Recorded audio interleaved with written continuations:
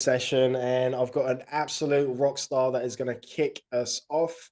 I'm just going to wait a couple of seconds because I know that people are going to join and it's going to take some time. So just to remind you why we're all here. So we're raising money for two charities. One is Rett syndrome. The other is Angelman syndrome. So we've got Brett Anslow, Paul Yeo, their daughters, Holly and Sophie, have got those conditions, those diseases, disorders. The doctors close to finding a cure. Once they do, that's going to open up the doors to cure lots of other diseases. So I love that we've got just a collective of people that, and coaches, just like phenomenal, incredible people that are trying to make a difference and just all come together just to share their knowledge, experiences, and value. So I am going to stop talking now, and I'm going to bring on IBRAHIM. This guy, we caught up a few weeks ago and he absolutely just blew my mind, just absolutely blew my mind with like the conversations that we were having and yeah, what he taught me. So bro, I just want to say a massive, huge thank you to you for giving up your time and yeah, for being part of this as well. So Yeah. appreciate you, man. No, I appreciate you. Thank you so much. And well, I got to commend you for an honorable thing that you're doing for everybody around here to raise fund, raise awareness. It's just amicable. So I take my hat off to you if I had a hat. Yeah. All right, bro. I am going to leave you to it. I'm going to jump off. I'll come back. We'll see if there's like any questions, if we've got some time for some questions. And yeah, we'll take it from there. So I'll see you in a minute. Sure, yeah. This whole process kind of works is that I get into the whole business of business development and helping organizations to expand. The one thing that a lot of organizations to focus on, they know how to be very one-dimensional in their approach, their creativity, their innovation, which is great to be specific and be niche specific, fantastic. But we have to figure out ways how to expand and how to create more dynamic interactions and partnerships with as many people as possible in order for you to expand your company and really and diversify it. Because without this diversification, we don't adapt. And if we don't adapt to the economy and the trend, we end up defecating, which is the concept of entropy, which I'm sure some of you guys heard about. It just tells you that with time, things already decays. And no matter what in thermodynamics, things decays with time. It just happens. So if we don't able to create evolution, to create adaptation, assimilation, we will decay with the process. And when that happens to us, our business will decay, our functionality, our operations will decay, everything will. And that's why a lot of businesses don't last 2 years, if not even 5 years. We continue believing that we're going to rise to a new level. But to be honest, only the 5% does. Everything else doesn't, only the 5%. And for that simple reason, it's because we don't allow ourselves to diversify. What do? We aim, we seek and thrive to aim to become stable. And when you stabilize, your business becomes to demise and it just becomes to where decays from inside. And if you don't create that diversification, it doesn't allow it to really see things outside. So one of the things John Maxwell talks about, the two top things that it allows for leadership and growth is innovation and creativity. If you allow for these two aspects in your business and allows them to sustain, you will really allow it to grow. And when that happens, it allows everyone and everything to grow with the company. Simon Sinek talks about the concept about how we need to start with why. Why is your mission? Why is your value? Why is your principles and core morals? With that, it allows your companies to understand and your team to collaborate with you and join. So when I come in and I work with the company, first thing I ask is that where do you want to be 5 steps from now? 5 steps from now, where do you want to be? So we can reverse engineer. That's 1. 2, I asked, what is your number? What is your number that you want your company to make? What is the number that you're happy to sustain? What is your number? And the third question is, whatever you are doing, are you doubling your profits or your revenues every year? Because if you're not doubling, there's something going wrong and you're not creating different diversification. So I asked them, third question is, are you doubling? And if you're not doubling, where is the areas plateauing? Third, how are you prioritizing your time? People always say to you, in directors or in that big role, you have to prioritize, which is perfectly fine. But you have to figure out the 80-20 rule. So the 80-20 rule talks about how the 80% of your time has to be spent on the 20% of what your business needs in order for it to grow and expand. So without it, you don't allow it to create the trajectory that it needs to grow. So you have to focus on the top 20% of your business, and everything else, and the remaining 80% needs to be able to delegate it, needs to be able to be given somebody else to pursue. Without it, you are wasting your time doing the minute stuff where your time and your valuable time, should I say, it could have been used elsewhere.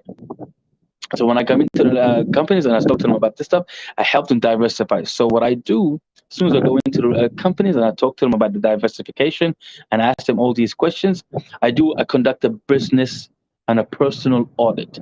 Figure out a little bit about the business, where it's heading, where its values, and how everything is aligned. Once that happens, I create a connection and I tell them everything that your company is currently making, anything that I help you make above, I take a chunk of percentages with it. One allows me to create an asset for myself and passive income and a cash flow and sustainability, which is the most important part. But also, two, it allows me to see the growth of the company and people start to attach themselves into the growth or the success. And therefore, I become a valuable asset within the company. So I go in there and I present my situation and I tell them what is it that you need to look at. So this is especially, I'm talking here especially for the coaches, the people that want to working with business developments and stuff. If your job is to get clients constantly, then you're going to become working in your company, in your business. But if you don't start working on your business to grow it, then you're going to continue becoming an employee. And every single customer that you get, they will become your employer because they pay your rent. And if you start thinking this way, you're still thinking as an active employee and looking for active income. As all of us want to retire and grow and really live the lifestyle that we want to live, we have to start thinking like an investor or big business mentality. And the way to do that is create sustainability. So the way I did is that I went out to companies and businesses and I told them, what do you have? I figured out what areas of the gap that they have. How can I close it? And how big of the problem is, because you are always paid in proportionate to the problem that you solve. So I looked into the problem that they have. How can I solve it? And how much? So I charged them anything between $3,000 all the way up to $10,000 a month to help them solve that problem. And then I sustain it by attaining those 5 to 20% shareholders or profit shares. This way, it allows me to sustain a lifestyle that I wouldn't want to live. And then I know what my number is. I realize if I attain or I'm able to get X amount of clientels, I'll be able to make this much money per month, and I'll be able to live the lifestyle that I'm always dreamed of, while ensuring that every business is able to sustain its life and sustain its growth amicably. So these are the steps that I take. And then once you reach that level, once you realize what your number is and you reach that good level that you're looking for, then you hire an operational manager and you hire or a service manager that able to do every single task that you don't want. So you hire a operational manager to do every single task, and you start to focus on only the 20%. And as you continue growing, you start to really only focus on the 4% of what business is looking for and what it desires. Once you do that, once you specifically do that, your business flows, your process flows, your functionality, it gets better, and you're able to become extremely, extremely productive. So if your business is not able to sell and your business is not able to sustain a lifestyle, it will eventually decay through entropy. So you have to figure out ways to diversify your business in every shape, way, or form, especially if you're a coach, consultant in that area, and you want to figure out how to leverage a system that's already working. A lot of the top 1%ers, a lot of the top 5%ers, they use this formula all in every business that they've done. Throughout over 300 to 400 books that we've read and articles that we're really kind of involved in the business world, we realize that's what's going on. So instead of us trying to reinvent the wheel, just figure out how you can leverage what's already in process in order for you to scale your business to the next level. We continue doing the same mundane stuff every day, every day, every day. It's great, but it will only give you the result that you currently have, not the result that you in the result that you're trying to ensue. Without it, you will never be able to live the lifestyle that you dream of living. People say to you, I want to make six figures. Six figures is as lavish as it was back then, maybe 10 years ago. Six-figure coaching or six-figure income is not as great as it is anymore. It's the new minimum wage. So you have to think of ways how you can create 7 to 8 figures at least. You can never retire at 1 million anymore. You need at least 10 million to retire. That's the only way you're going to be able to really live the lifestyle that you're trying to live. So that's the mentality you need to come with, and that's the idea you need to come with. How can you leverage it? So if you're able, so let's break it down. If you are able to make 20K a month per clientele, then that means if you have just 10 clients, you'll be making 200,000 a month, and that gives you over $2 million a year. But that concept allows you to make it as a passive income. While you're still making your retainer, you still be able to double the income and reinvest in yourself and portfolios and shareholders and so on and so forth. But if you're only thinking of how can I serve my clients in one way, then you're going to remain this way. My mentor used to say to me back then, he goes, Jay, you're not just a job, or you're not just a career that you prescribe to be in. You're so much more than just a box that you place yourself in. So I took that concept and I took it to every business. We're not just a coach. We're not just a business woman and a man or woman. We're so much more. So how can we leverage every single technique and strategies that we have or talent that we have in order for us to expand? And with that allows us to develop and move forward. So I created systemizations, I created leadership protocols, leadership questionnaires, business audit, personal audits, also Excel sheets to allow us to feed the incomes. I created all that so that that the business becomes systemized and it starts to run on its own self. And with that, it allows you to see things from a different area and allows you to take your business to the next level. Sabri talks about this concept about how if you don't focus on what your company needs, which is selling, then you will forever be in debt to your company because you're not doing what is necessary to allow your company to grow. So don't think about what your company needs. Think about how can you sell so that your company increases its profitability and you can take that profit and diversify. Hey Brett, how you doing? I hope you're well. We're doing this all for you, my friend. We're doing this for you. I love you too much, brother. So, and this is what needs to happen. Thank you, Paramis. So this is what needs to happen. So if we can do this as a team, and the good thing, and here's the one last concept I want to share with you. If you do this as an individual, you can only go as far as your skills and talent will take you. But if you leverage yourself or connect with the right people, then you can take it. The best example is the platform we're watching this in, which is Facebook. Facebook is worth $500 billion, but yet Mark Zuckerberg is only worth 80. So where is the rest $400 billion going? It's through connectivity. It's because he partnered with many business owners, created a platform where they became a team, and their network became their net worth, and they started to grow as a team. So figure out for yourself who can you connect with right now that shares the same concept, or they can leverage from them and create a win-win relationship so that you can both together create some sort of a sustainability and grow your business to the next level.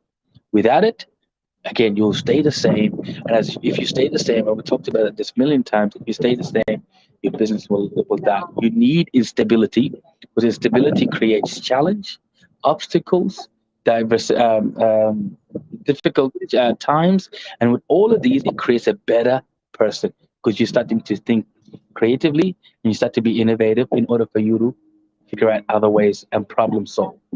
There's a book called H3, and it talks about how with execution and product and decision making, you create convenience for other people. When you create convenience, you solve a lot of the problems that people did not know that they had, or did not know they how to manage. So if you can create the two, you up it up. And also the final thing as well, there's a book called The CEO Next Door, and it talks about there's four certain behaviors that a human being, that a lot of business, a lot of that a lot of CEOs possess. One of them is being decisive, which means speed and conviction. Speed and conviction is what allows you to move. The next three things are perfectionism, which is all about how to create, how to be due diligent and making sure everything stays in the right. The next one is prudence, which is making sure you work hard, you persevere, you're resilient, you have grit in your life, which is fantastic. And the last thing is all about productivity. How can you be productive in everything that you do? When you combine all of them together, you create the four pillars of success in your business and for your business. So this is the only way it allows you to, again, this is one of the techniques that allows you to expand. Think of the four pillars in your life: your health, your wealth, your relationship, and spirituality. How are they all connected? How are you utilizing them to best for you? And that's where you'll be able to expand so that you can do things more enjoyable in your life and learn how to travel, live life the worst. Thank you. So if you could do that to yourself, you allow yourself to really start to live your life. Last thing, I'll leave you guys with this last thing because I want to start having some Q&As with the rest of you guys if you have any. And the thing is that my mentor said to me, we are born free, but we're made to live. We are born free, but we become enslaved to the role or the job or the business. And if that happens to you, start to forget why you driven yourself to start your business in the first place, which is to create a sense of freedom. So how we become free when we're so subjugated into finding clients and paying the bills and doing all that stuff when it just becomes mundane. So how can you really diversify? How can you learn how to become free again through allowing the business to work for you rather than you working for the business? Figure out how to do that, and you figure out how to move them to the next level. Market your business, figure out, talk about sales, really talk about sales, take your business to the next level. Don't become just one dimensional, diversify, leverage partnerships as much as possible, create connectivity, use that, move into the next level, talk about profit shares, and then boom. The rest is history. We were able to do that within 18 months. We were able to own 11 companies, and we're able to leverage the same principle everywhere we went. And because of that, we're now able to live comfortable as much as possible. But I'm still 4 years away from retiring, and by the time I'm 40, and I'll be able to live wherever we want to live and take the philanthropist lifestyle to the next level, and hopefully create more impact as much as possible for the likes of Paul, for the likes of Brett, for the likes of Dre for welcoming me to his platform, and for the likes of everybody that wants to create a difference in their life, truly create a difference in their life. So I hope this helps you guys, and I hope this kind of creates the value that you're looking for. Dre was going to be my time police, so I wanted to make sure that I stay within the line so I don't screw up his momentum. I wanted to make sure I don't screw up, so I'm giving you guys exactly enough. I hope that helps, man. Oh, mate, that was absolute fire. That was gold. There was so many things that you said that I was like there was just so much gold in there that I was just trying to take in about I love what you said about the freedom. Because yeah, we're always like, where's the next client coming from? Hustling.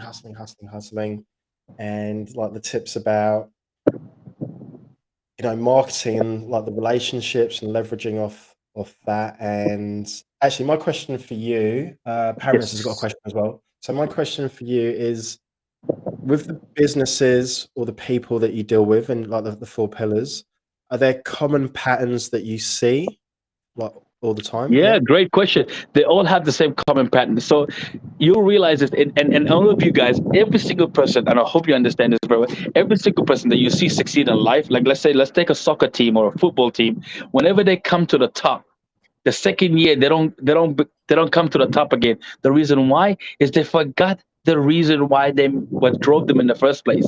They forgot the passion, they forgot their values, they forgot the drive. So I always tell them, let's go back to your 14-year-old self. What did the child in you tell you wanted to become? And they all, Mm. and the child, the 14-year-old self, always had dreams way bigger than they are currently have now. So why? It's because they were free. They were mentally free and mentally capable to travel. Mentally. So go back to the childhood self and figure out how can you reinvigorate your passion and let that drive you again. So the pattern is that they climb to the top or they reach the level of height that they've dreamed, and then they say, okay, we're comfortable here. Let's just stay. That's the pattern. So I say to you, where's next? We never thought of next because we've only dreamed to be here. So I say to them, okay, let's leverage. And how do we do that? I touch back into their old self. I touch back into to what their talent, their interest, what do they want to become in the future, and what kind of a legacy they want to leave behind. Once you do that, you see them to start to revitalize their thoughts, their principles, their ideas, and then take things to another level, and they start to rise. And after that, after they start rising once, they never stop rising. But you got to figure out what brought you here in the first place. Something drove you to want to become the best. Now figure out how to become the only, not the best anymore. Figure out how you can become the only. And if you could Thank do you, that, brother. nobody in the world can beat you. Oh, Jay, that was gold. All right, let's get Paramez's question up here. All right, how can I learn more about profit sharing while being a consultant? Great question. Great question. So it's easy. Look, every single company, they need your help somehow, some way. If you, so this is how I get it. Before I meet with any company, I profile them. I read everything about them. I learn so much about them before I set up a meeting. Then I reach out to the manager or the CEO and I say, hey, would you mind if I could sit down with you and just pick your brain to figure out how did you leverage your life to the next level so that I can become a student to the game just like you did. The moment they get you inside the door, you start talking to them about the things that you've done in the past that help companies grow. If they're interested in what you have and interested in what you can provide, then they'll ask you, would you be interested to working with us? Once you create the really irresistible offer and really create the attention that they need, then you tell them, listen, everything that you've done from now, from back when till now, I will never touch. That's all yours to keep. But if I work with you and anything I help you grow because of my involvement, I take 20% off. They don't complain because they find it that that's fair. And they know that they have to collaborate with the right like-minded people that allows them to grow their business to the next level. So every single person I ever told them that I want 20%, they never complained because I said I don't want to touch. If they made $1 million, I will never touch it. But if they made 2 million, that I touched that 1 million growth that I helped them make. So I take 10% to 20% of that 1 million, which means I'm assigned the 200,000, and then I tell them I want the 200,000 monthly, so that becomes my little passive income coming in. But because you hold profit shares of the company, you can forever sit back and let the company run itself. With that, which means the passive income will continue going because every time the company makes 2 million, you're still entitled for that 1 million. You, of course. Anytime, Paramus. Yeah. Anytime. How we doing with time, Mr. Dre? Do you have more for me? Any final words? So just firstly, any final words? Like anything that You're more than just what your business can do. There's so much more to you that you can do. Figure out ways to tap into your talent and figure out ways to figure out what else you could do. There is so much more to you. And if you become stable, your business will die. Don't stabilize, remain unstable because it's exactly what allows you to grow. It's the only way you'll grow. That's my message to the world.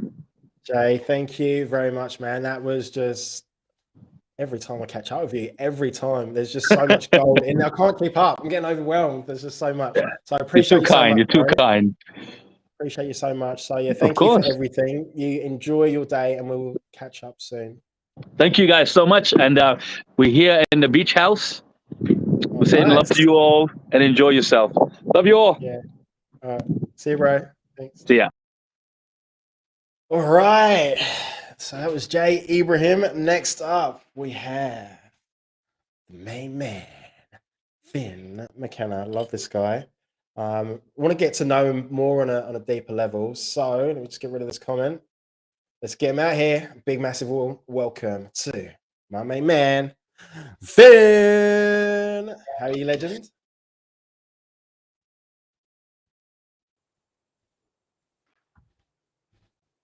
Can you hear me okay? I can, yeah. It just froze for a bit. I can hear you now, though.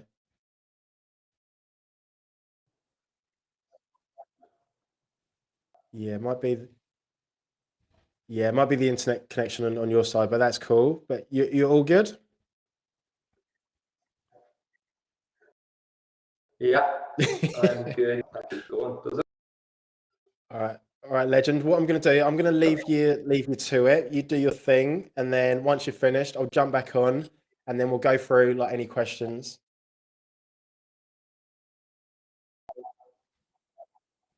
Yeah. Yeah, sweet. All right. Awesome.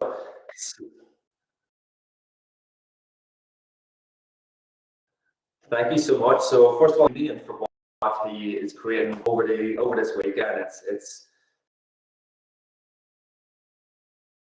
so magical to see what you can do when you bring some amazing. So for myself, my name is Finn. I'm a men's empowerment coach, and my mission is to help. And that is something that's so important to me because I know myself, it is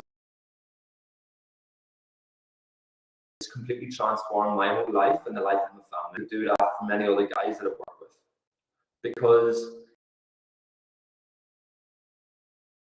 in today's world, like there's a lot of people really struggling out there, and as the head of this training is how to remain, things that we can do is to create that inner resilience inside of us to remain grounded, to remain present and be face on the day. So before we get into that, who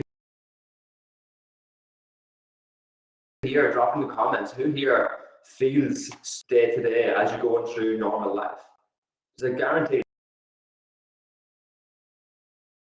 like everyone feels it to some extent. It's like you can't avoid it. Everything is happening now, and there's so much pressure is put on ourselves, comparing ourselves to everything that's around on social media and everything that's expected of us to fit into the society.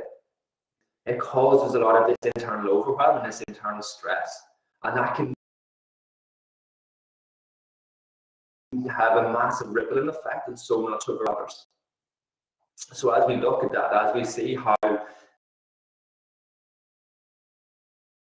that has that roll-on effect, it's like that's what we're working on, so we can remain grounded while all of these moving parts is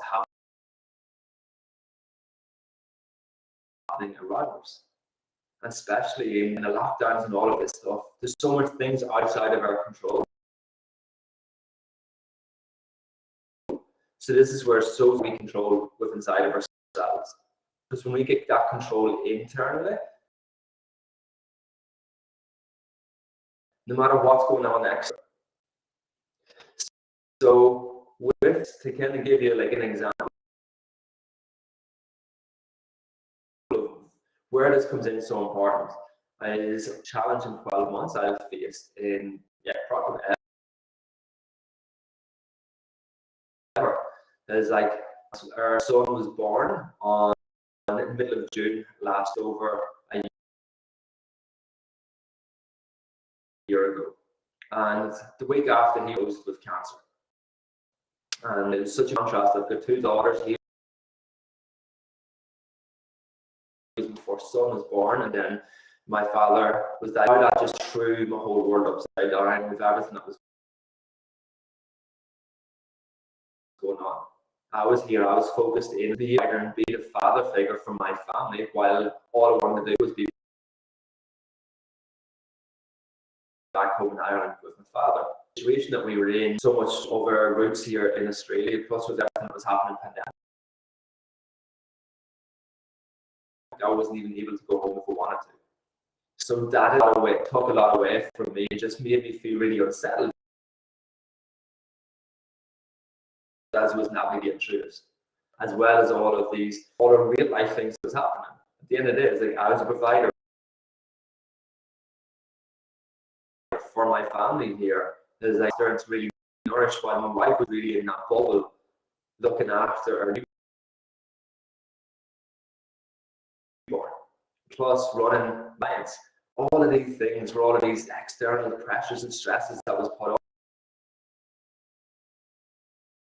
today. Like I'm through all of that. I needed to remain grounded to navigate all of that, to be able to show up for the people around me and that was going on. And not only was that one of the big things that I was dealing with, we decided to move house not just once but twice in them 12 months. And the second time we moved, we actually like relocated. And like all of these things were massive big upheavals, massive big stressors in our day-to-day life, to navigate all of them and what I needed for myself and be able to move through and hold myself through that allowed all of this. One of the things that I've learned from this whole experience and that I've been constantly seeing and growing and helping within my clients is no matter what life feels, the right things that you use to keep you grounded, keep you present and keep you regulated within your nervous system, you're going to be deep. Because the thing is, as we do this growth work on ourselves, as we start working through our trauma, as we start patterns and behaviors and start really cleaning out the closet of a lot of that stuff, you don't just magically get to a point in your life where it's a never-ending journey that you get to go on, but it's you have the tools within you to. And this is one of the things pandemic shows us is like all of these things are going to come up and you're going to either fall down or you're going to rise above them and move through them in a calm, grounded space. Often so much more belief trains within inside of yourself and the type of person that you are and how you choose to show up with this. As we start delving deep into this work, as we start delving deep into understanding who we are within inside of ourselves and what our fun is stuff so much better and equip us with the tools that we need to in today's session is to teaching you the tools and teaching you a framework that you can start using for yourself on a day-to-day basis to show it to you. So as we go into this, this is one of the core principles that I teach to medicine pouch. So when you think of medicine pouch, it's like it's this magic little pouch that you cherish you and honor you and really cherish all aspects of yourself. So when it is like we can pull out whenever we need that. So when we're faced with the stress, whenever we're faced with trigger, whenever something's coming up that's challenging us, we have to help us move through that, rather than allow ourselves to be completely sideswiped, falling into our own clutches and our own patterns, and then after a few days feeling like crap, then you slowly start pulling yourself back. This is starting to take more of a proactive approach, and so you are actually learning how to control and manage yourself and manage your emotions. Again, as you do that, that's going to give you so much more power moving forward. So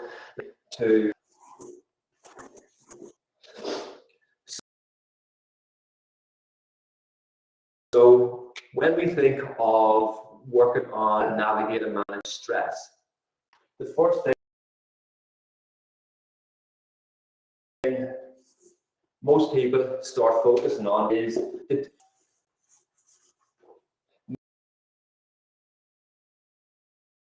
meditation. So like having a big 20-30 minutes, being able to go through this beautiful guided meditation. All the things that we reach for in the chat box, but all the big ones are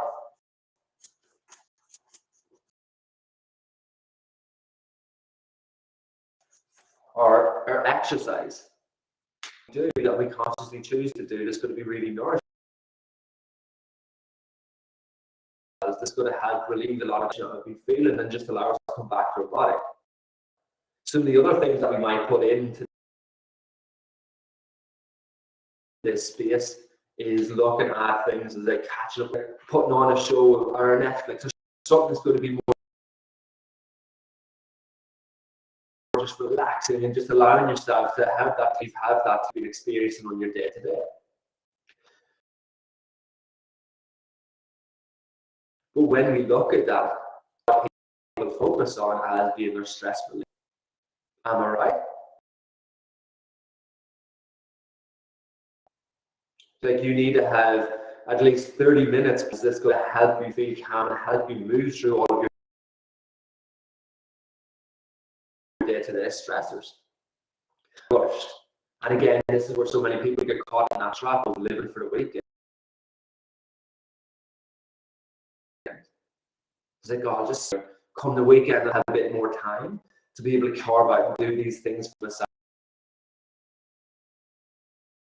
It will allow me to release them and not get caught in this vicious cycle of you're just wishing away half of your week to try to know about you. But for me, that's not how I choose to live. I want to be able to show up as my best self each and every day. Is looking and building them things that we do that's going to be nourishing for ourselves to take maybe 30 minutes plus. It's a part of what we want to focus on. The next one that we want to focus on is this is the things that take maybe 5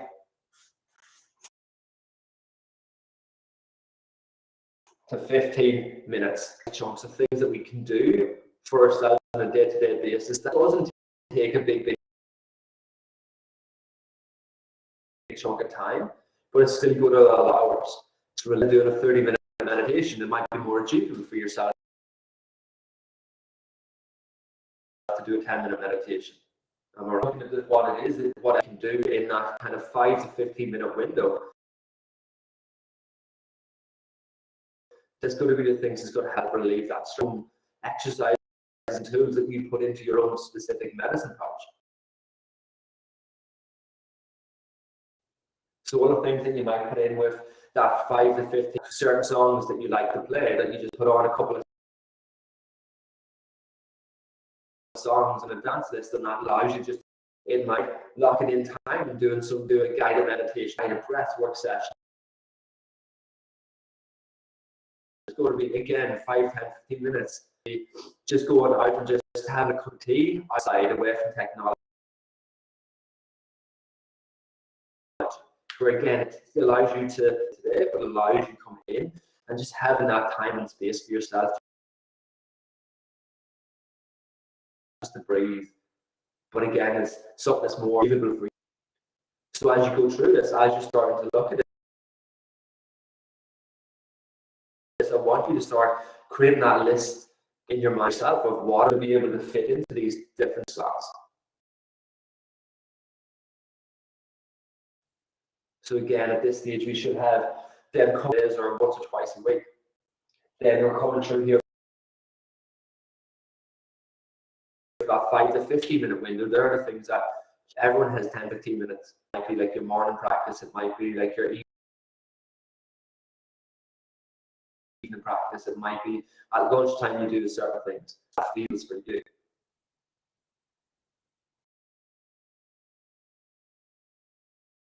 And that's going to be so much more achievable. And as you're doing that, and then top yourself up that little bit. Top yourself up that little bit. Top yourself up that little bit. Removing that bit. And then the one that most people forget about, and most people aren't, is what is most the ones for not to 60 seconds. So what are the tools, what are the continuous for yourself that take minimum minimal time at all. Just go to a live basis. This is where the proactivity comes into place. Where you're being proactive rather than reactive. This bottom really on top of things in that proactive space.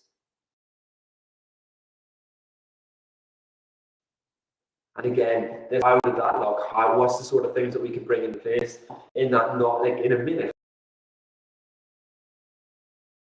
What can you do for a minute that's going to help release? So if you think of stuff, type some stuff into the chat box. Write some stuff down as you're listening back to this. But for me, some of the most important things, awareness, having a physical check-in with yourself. No matter what you're doing, just ask yourself, how am I?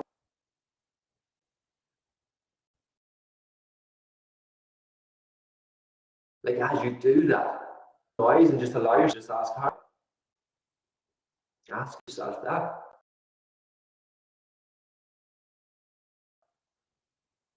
That's going to tell you what's going on inside of you. So if you can start bringing that in, then you're constantly just, how am I feeling right now? How am I feeling right now? Is there anything that I need? Ask to break that cycle that you go on. Because again, when you don't have these small, this is where everything just builds and builds and builds. It's like you might wake up a little bit late. It's like because you're running around the place, it's like you're getting your breakfast ready on the go, and as you go, and then you're frustrated with that. And then because you're in a bit of a rush, you drive into work. And then perhaps cause more of this angst, more of this frustration, more of this overwhelm inside of you. Because you're just still in the busyness. Emails, you're like, something pops up in your email that you were meant to do yesterday. And because you're already feeling really frustrated and angst towards yourself. And it builds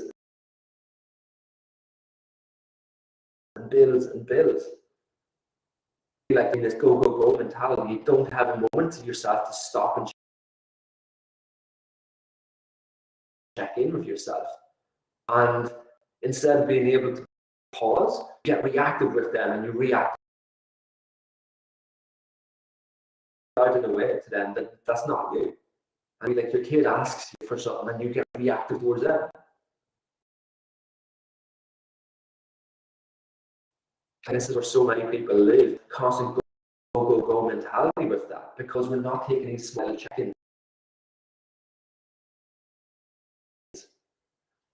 You're just hoping, it's like, oh, tonight when I get home, we go to an exercise class, and that's going to blow off the steam of this crappy day. So you've got to allow yourself that's going to fix things. Whereas you're missing out on some of the most important things that you can do that's going to stop it then and there and into place, that's going to start bringing more these check-ins for yourself, is going to be really powerful.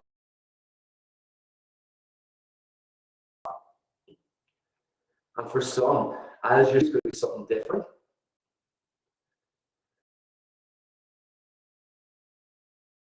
Like you might literally physically set up my clients do it on a regular basis. It's like set a number of different alarms to go off throughout your day, and when it's off, it says in a question that asked them is like, how are you feeling? What do you need? And as that alarm comes up, that allows yourself to come inwards for a moment. Again, you can do this anywhere. It doesn't take a lot of time, it just go in.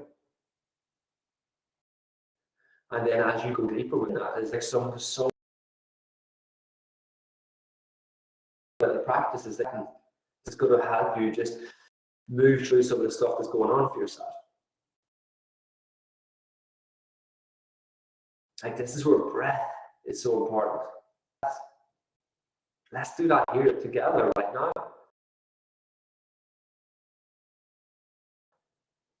And just putting your hand on your chest and out.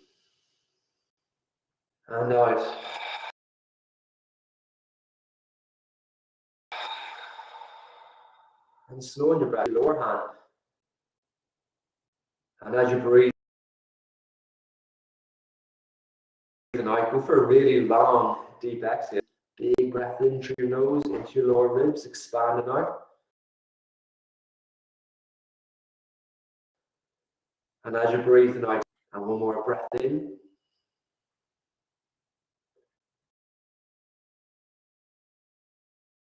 And one more breath out. Again, just check in with yourself right now. How do you feel? Guarantee you feel calmer. You feel now just 4 breaths. Just have a moment to check in. And a moment just to go inwards with your breath. It's not a half an hour breathwork practice or a meditation practice. This is something that you can do at your desk. It's something that you can do in the car. And the kids are going off and everything's going crazy. And you just take a moment just to breathe and connect. And just quiet some of that stress and tension for yourself. And if you can start doing this and continue, can you imagine how that's going to have such a ripple effect in everything else throughout your day?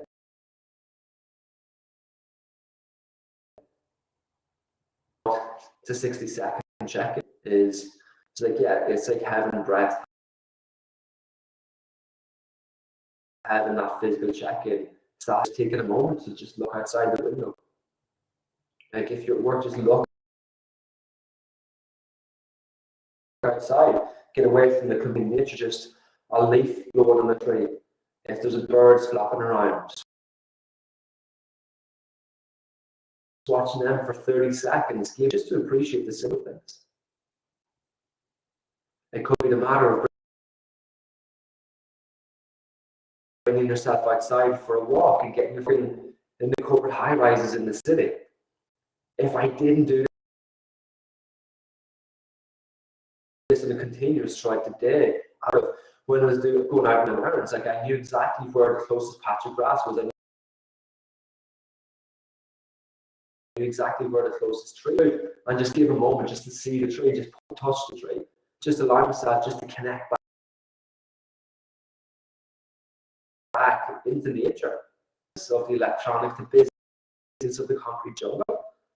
If you start bringing these things into day to day, you change how you're showing up and how you're feeling within yourself.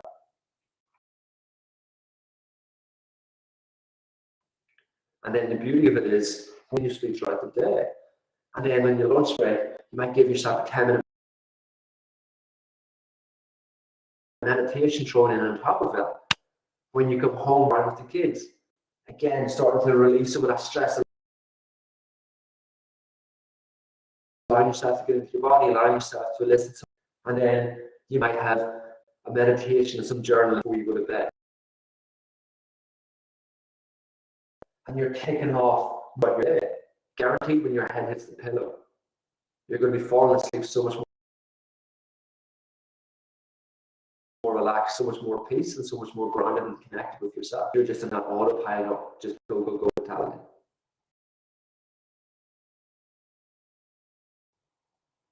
And you see the beauty of this is it's not anything you manage your whole life or have like the 2.5 hour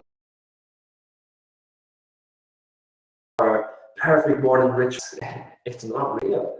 It's like if you can have a massive morning ritual, fair play, it's too much of a struggle. Whereas if we can have the little check-ins, have them a little bit more of a check-in when we have that time and space, that's going to allow us to move through everything so much easier. And when we look at it through this way, it's like you can't pour from an empty cup.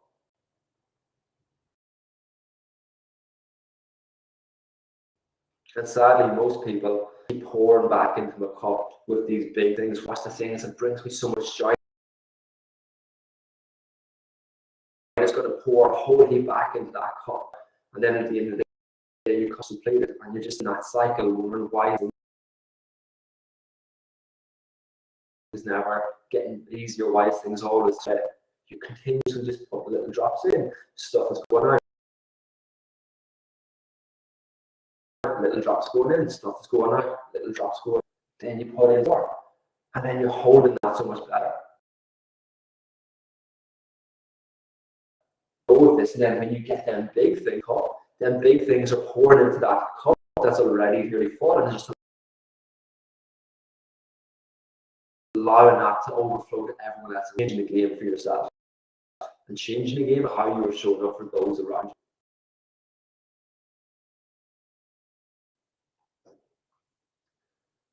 So with it's like, this is where I really invite you to look into your medicine pouch and draw all the things that you can do. That's going to be 30 minutes plus. It's going to be really nourishing for you. Write down be nourishing for you, and then write down as many different things that are just them small, short for you. And as you look at that, as you start looking at how you can filter that into your day-to-day. Set some alarms to remind you to trigger you to put these different things into your day-to-day. It could even be as simple as attaching one to things that have probably like list read Atomic Habits, and one of the easiest way of building a new habit is a habit. So look at the things that are already habitual for yourself, and where you just tie something small and simple onto that. Start ingraining that into your system, so you just start doing it more automatic over time. And as you do, that is just going to, and if you want to supercharge this to so many other layers where you can go into with it, but to supercharge this, you can piece them if you know that there's certain stressors that are for yourself. Tie in somebody when you get stressed. You know you get stressed when you're doing X, Y, Z. So whenever that happens, this would be something that's going to be really good. And as you do that, it's like it's going to be a game changer. And the more you do that, the more you build that, the more you're creating that in that chaos in the crazy world that we live in.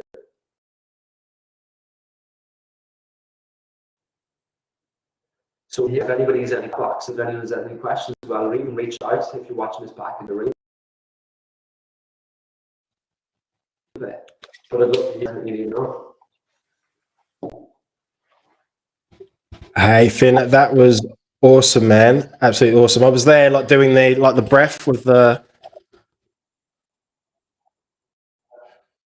and I think for me there was a little bit of a delay on your side, so it was a little bit glitchy. So I wasn't able to get everything that you were saying, but what I did get, I loved it.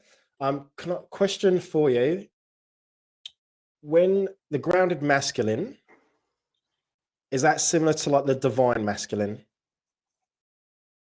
Is that like? Beautiful question. Yeah, like it's the grounded masculine for me is it's bringing things back really in like the divine masculine. For me personally, of divine divinity. It's like that holy grail with it, where the grounded is bringing things to day-to-day struggles. Because like with the guys that I work with are the guys that are in the trenches, dead basis. So it's like bringing in like what we spoke into today, how you can bring them in and make them relatable to where you are.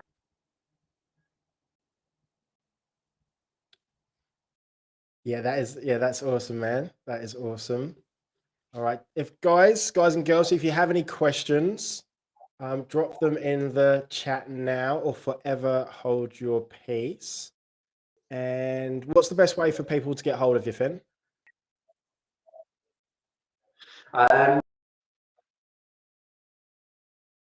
Best way is to connect in with myself on Facebook, the _grounded_masculine. All right, legend. And do you have any like workshops, challenges, seminars, anything like coming up that people can jump on?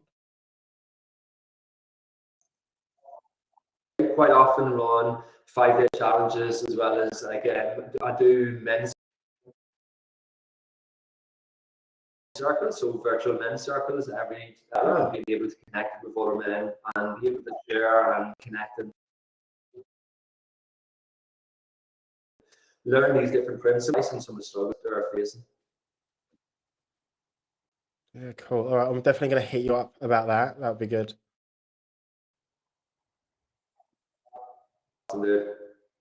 Yeah. All right, there's a bit of a delay. So like Finn, I just want to say a massive, huge thank you for you to like come on, just share like your value and yeah, giving up your time, man, as well to like, yeah, to give back. So I absolutely appreciate you. It's been awesome. And yeah. All right, we need to catch up, definitely need to catch up. So yeah. All right, legend. Yeah. All right, I'll see So, you, mate. All right, so that was a little bit glitchy. All right, so next up we've got Sylvia.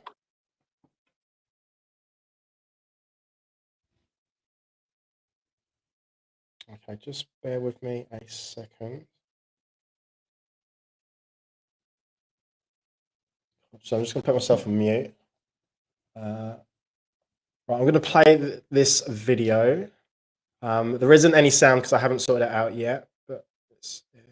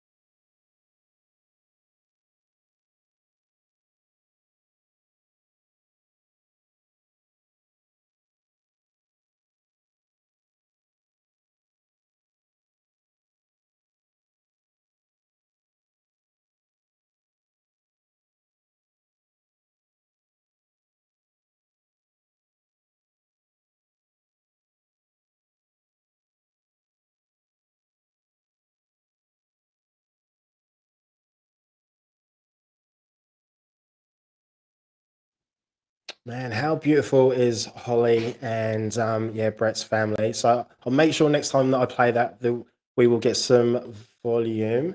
All right, we have Sylvia Silvers in the house. I could see her before, can't see her now. So let's give a warm welcome to Sylvia.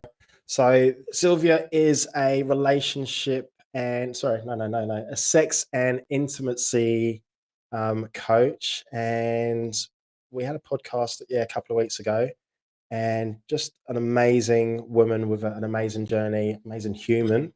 So, all right, let's get Sylvia out here.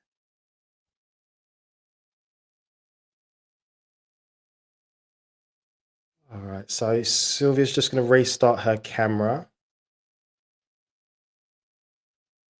All right, while that's taking place. All right, guys, so while we are all here, so we're raising money for Rett syndrome and Angelman syndrome, and something that I'm just really proud of is how we've had like almost 100 coaches that have all come together to raise money, but to also like share value. Like there's so many experts, so many There's so much skill, there's so much knowledge, and I love the way that everyone's broken everything down into simple steps that we can all follow. All right, Sylvia, it is your time to shine. Hey, Hi. how are you? Yes, thank you so much. The tech issue, suddenly like the camera's gone. So yeah, today in order to be together with the other 100 coaches here, Yeah. I wanna share my knowledge about the sex and intimacy. And today's topic is about the how to get out of sexless marriage, and is that possible, and to bring back all that juiciness into your relationship. Okay, all right, I'm going to leave you to it, so I can't wait. Yes. Thank you, Dre. So yes, I'm Sylvia Silvers. Yeah, I'm a sex and intimacy coach, and today I want to share what is it like sexless marriage. Like, what do you call sexless in marriage life or in relationship? So sadly, some research they said one third of the couple who's living together or in marriage in 2 years time, one third have sexless marriage. What is sexless marriage? Is when the couple have no interest in the sex activity at all. And for some, it could be healthy if both of them are okay with, without sex in their life, then no problem there. But problem occurs when one of the couple, one of either lady or the man, wishing to have more sex. So sexless marriage in my practice. So I've been doing this since 2016 for myself and also the practice for other ladies. I've seen in the Tantra journey as well that sexless marriage could be when you have poor quality sex. What does it mean, poor quality sex? When women feel that sex is only to please their husband, sex is for the man, and then they do that what I call that starfish. Yeah, just do that for the sake of doing that. Don't feel happy, you know, done and that's it, and also feel like sex is hurt or hurt while doing that or hurt after doing that, which is the emotion, feeling that they don't have that emotional intimacy with their man. And without knowing that how to address that, usually they become more easily to become angry, irritated, depressed, and then started to have the anxiety. And then the man said, "I've given you everything," but then given up because seems like this lady is hard to please. And couple started to grow apart, become more and more as a roommate, not a lover anymore, but more best friend or more a parent. And this is what I call sexless marriage. Even if you can have sex, let's say once in 2 days, but if women still feel like you're faking it, you feel hurt, you don't like it, but you just do it for your man, I call this also sexless marriage. And think about it, if you're doing sex just because you want to please your man, and how about if both of you not having any sexual interaction more than 3 days, in weeks, months, even years? So of course, if you're longing for the emotional intimacy, that connection, that great communication, it will be so hard to have that in the level of healthy relationship. So how can we save the sexless marriage? Is it possible? Yes, 100% it's possible when one of you are willing to do something. Yeah? For right now, I'm working with the women, which is I guide women to be that neck, the stronger neck in your healthy relationship. So sexless marriage, sexless relationship is just like when you go to Austria, in the winter time, right? I love to be in Austria in the winter time, staying in the ski resort. But you don't ski. So this is sexless marriage. And then if you stay here, right now, I'm here in Bali having a private pool in the villa, but you don't swim. That's sexless marriage. That's how does it mean, like, to have that relationship but no connection. Sex in the healthy relationship, sex in the marriage life is not taboo because it comes from love. You want to do that because you love each other, you admire each other, right? It's not because only for doing it for other person. So for men, usually the reason why they don't feel like having sex, so sad. I've heard this so much during my tantra practice as well, is the, how can I say this, ignorance of the bad jokes sometimes comes from the friends in the locker room, or friends, or even the doctors, right? Usually affected the teenage boy, and then they mention about, they joke bad jokes about the penis is too small. So they grow up believe that they can't please their woman, and then they shut down, and then feel like, I just don't want sex because I can't. So men, if you are listening right now, it's possible. Great sex, great communication connection comes from the great sex in the relationship, healthy relationship. It's not about the size. Okay? And then the other thing that I've seen so much is about the health issue. It's like early ejaculation, and also the erectile dysfunction. This is also another issue to have a great sex life, to bring back the juiciness into your relationship. It's possible. Okay, but when you are starting to feel like you marry a great woman, she used to be fun, spontaneous, happy, but now she become irritated, always like angry, having this anxiety, depressed, crying often, like, what's wrong? It's also possible.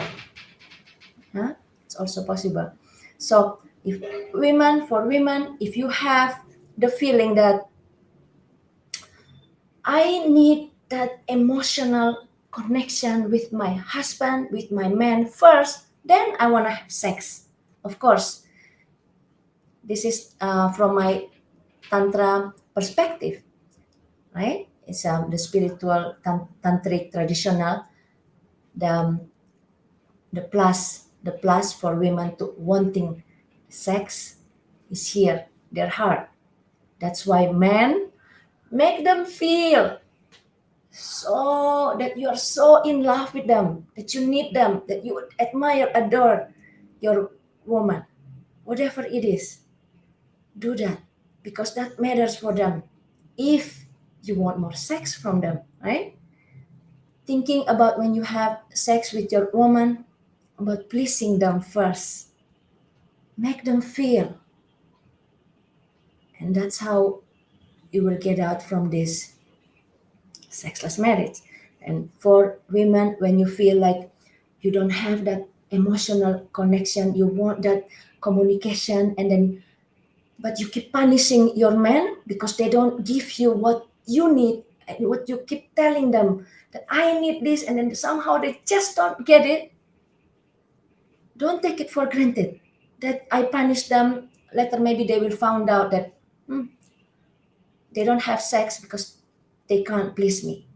And I've seen too much, and it's so sad that it become a habit. It become a habit until the lady said, Sylvia, I just feel like I can live my life for the rest of my life without sex. And when will you realize? When it's too late. You are in your female body, in your feminine energy for the reason. Whatever society said that men wants more sex than women, during my Reconnect journey, I just finished today, my Reconnect journey, 5 days Reconnect journey, I share why it is very important for you ladies to have that feeling, to feel the pleasure. Because your female body needs it. Yes, whatever it is in your head, when you have that healthy relationship, great sex, then you start to know that you become that very, very kind, very good person. No more negativity, no more room for negativity. Like you're just so in love, so kind. Even kids screaming here and there, throwing toys, you can just say, they're just kids. That's come from the great sex. Because what? Sex for men is their plus. To have that, be able to give you that emotional intimacy is to play, to win, is to win your healthy relationship before it's over through the sex. And come and join me if you really have stuck. Come and join me. It's free, 5 days Reconnect journey, and I'll share with you so much of my knowledge, like how to start slowly, how to build that sex tension. That's how I call it, sex tension.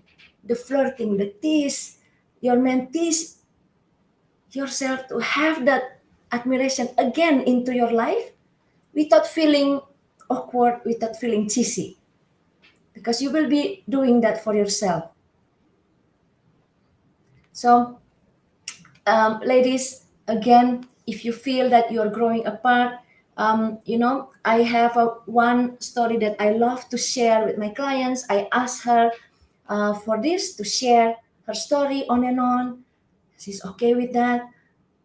The oldest lady in my program is a 63 years old lady, and almost 17 years in sexless marriage. 17 years.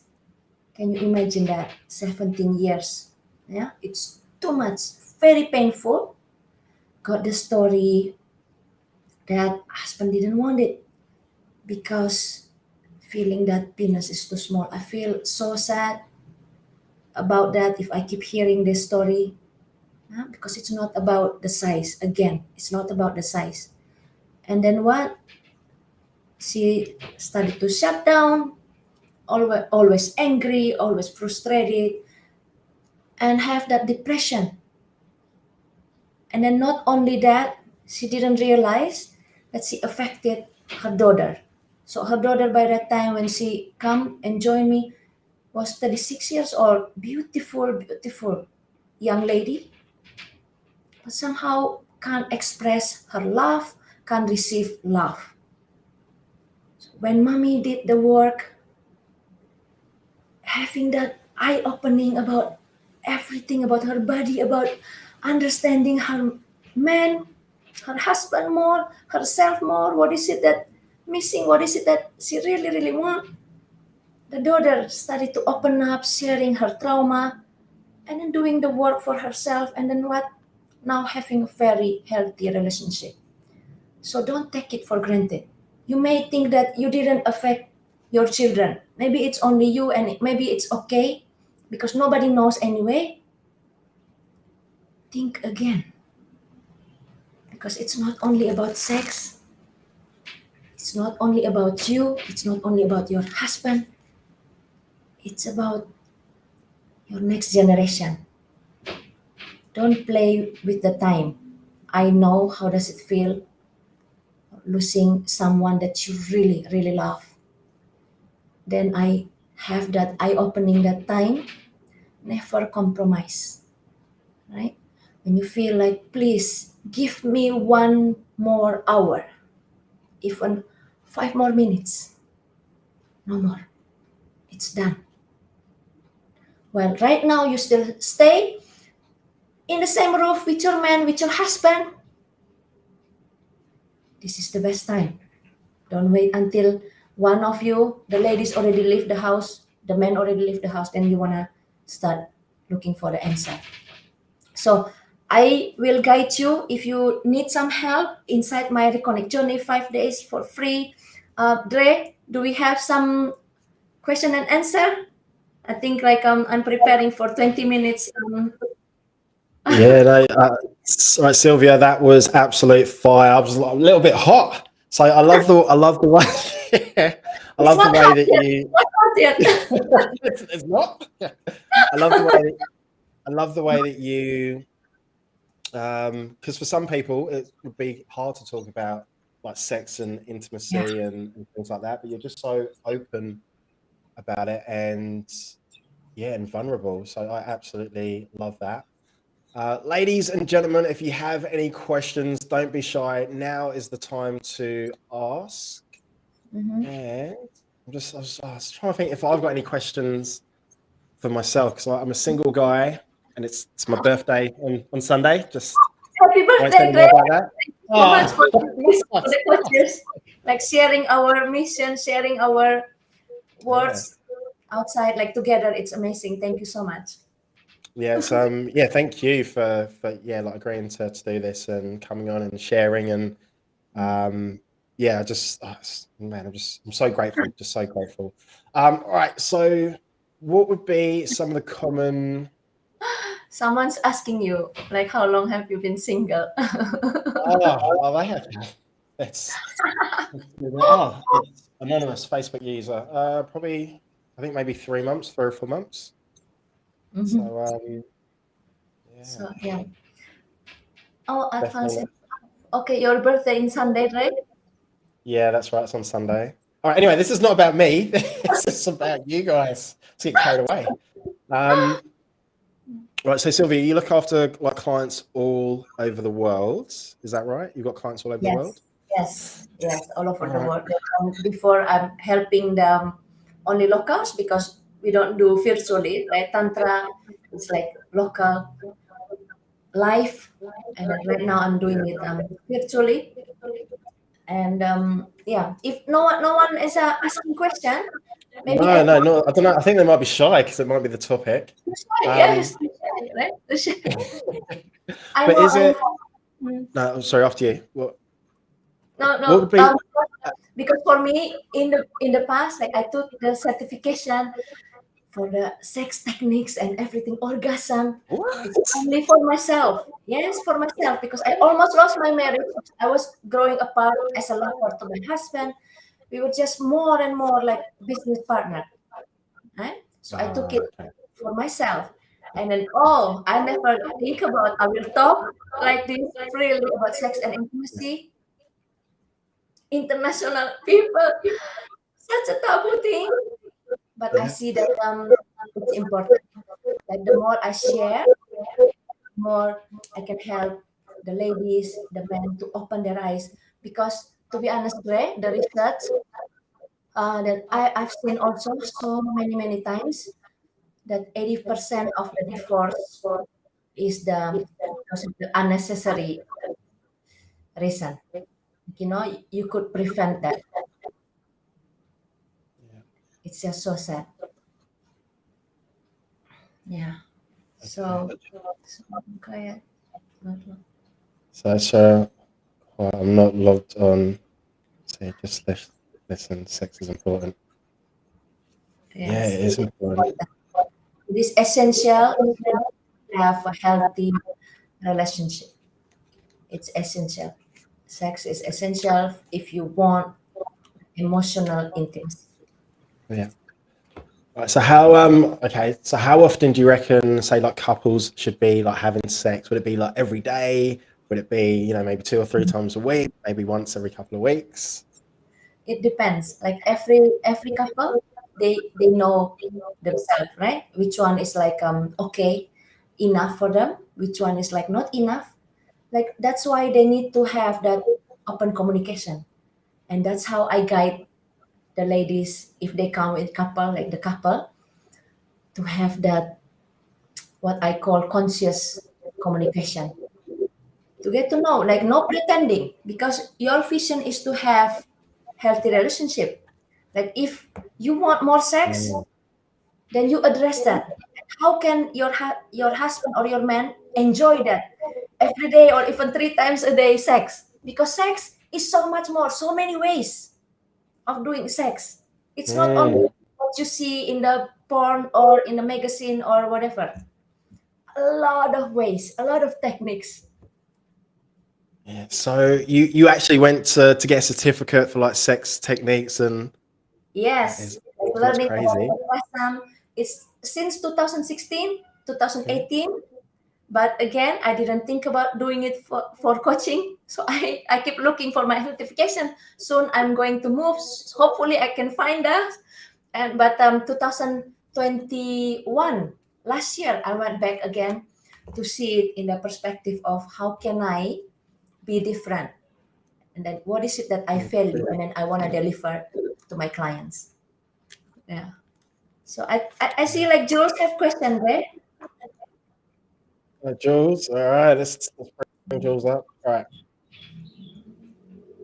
How important is sexual intimacy compared to, oh, Jules, what a question to emotional Yes, listeners. wow, Jules, such a high quality question. Yeah. So, well, Jules, it depends when you ask things like this, right? Who you wanna, because you are a girl, right? You're a ladies. You're a lady. So for you, for a lady, emotional intimacy is the most important because that's what makes them wanting sex. But for the man, because men in his masculine energy, they don't really care about the emotion. They don't care about like assumption, things like this. So for them, physical intimacy, the sexual connection is more important. And then again, about the sexual, sensual thing, like there is a lot of thing that you have to understand the type. Like some people, they're so afraid to show the real them in the relationship because probably my partner will feel that I'm weird or strange by wanting some things. But knowing that no one is broken, understand you better what is it that you really want, it's very important. Yeah. So just you're saying just communicate what you want in the bedroom, just like this is how I like it, this is what I'd like you to do, this is what I. Yes, it's we do it like before the bedroom. So we have the appetizer, we have the main course, then we have those cherry on top. Oh, a bit of dessert. Yes, please. Yes, please. Yes. All right. Sylvia, what's the best way for people to get hold of you? Yeah, right now I'm very, very active in my Facebook. Yeah, thanks to our coach, right? Richmond. Point one. Very active in Facebook. Just connect with me like through Facebook. If you think like, you know, you want to get to know better, just come, level up your knowledge. It's a free 5 days reconnect journey is every month. I just wrapped up today, my July one, but you can come in August. Don't have to pay anything. It's free. I just want to serve, like share my knowledge. And Facebook is the best way. Okay, and that's just for women, isn't it? So it's a challenge just for women. For now. For now, I know like some men's asking, but men, bring your woman to the challenge. Like for now, only for ladies. Yeah. All right, Sylvia, I just want to say a massive, huge thank you to you, for all the support today, but also leading up to the event, because you're like, Dre, what can I do? And like you were just like there with like ideas, and because I was Yes. worried at the start of the week whether I'd be able to get to 100 coaches and everybody working together like we've done it. So I want to say a massive thank you to you, like the value and just being so like open and talking about this. You know, some might see it as a taboo topic. So you are absolutely amazing and I love you to bits. Yes. Thank you. Thank you so much once again. Thank you so much, Jules. Thank you, everyone. See you. All right, see ya. All right, so that was Sylvia Silvers. And then next up, we've got my main man, Patrick. FARNAN. Let's get him out here. I can see he's raring and ready to go. Patty is here. How are you, bro? Oh, your mic. Are we there? Are we live? Oh. Yeah. There we go. Perfect. This could have been awkward. You could have been standing there. Could have been doing charades for the next half an hour. Oh, damn. That would have been, what a great like follow on from Sylvia. Like just charades for the next half hour. That could have gone anywhere. That could have gone really anywhere. Oh, mate. I just want to say, thank you for, agreeing to do this, to help out, to contribute in like every way. It's just warms my heart. And like this morning, afternoon. Oh man, the day's gone quick. Just, it's been absolutely incredible. So, are you happy for me to leave you do it? I'll leave and then. Yeah, mate, I'll leave and then we can have a bit of a chat. We can come back. We'll figure it out as we go, because like we can give so much value to these guys in terms of what it takes and to go forward. So yeah, mate, we'll see how we go. All right, I'll see you. See you in a bit, mate. I'm Patrick. I'm a performance consultant. If you haven't seen me online or on Facebook or any of the socials before, effectively my background comes from like a high performance environment. In construction, in the ability where you've got to get the job done. There's big hours, 50+ hour weeks continuously, and there's often night shifts, weekends, and like 10 hours a day. Yeah, always go far. Appreciate that, Paul. And it's like this really high stress environment, high outcome environment. There's a lot of pressure and there's a lot of ability to perform. And so it's kind of coupled with that, plus done a lot of like endurance events, a lot of long-term events that go for, 10, 12, 24 hours. So like the testament to Dre and what he's doing here, going back to back to back over the next 3 days, even though it's his birthday on Sunday, he's going to be wrapping this up. Like to go back to back and have the energy and the excitement to go far is an important thing. And so how does that relate to your business? Is that business, what I've learned over the last couple of years and what I've seen working in significant big companies, some of the biggest projects in Melbourne, such as like Westgate Tunnel, such as the Monash Freeway upgrade, number of level crossings, is the idea that there's about like an 80% mindset and there's about a 20% strategy.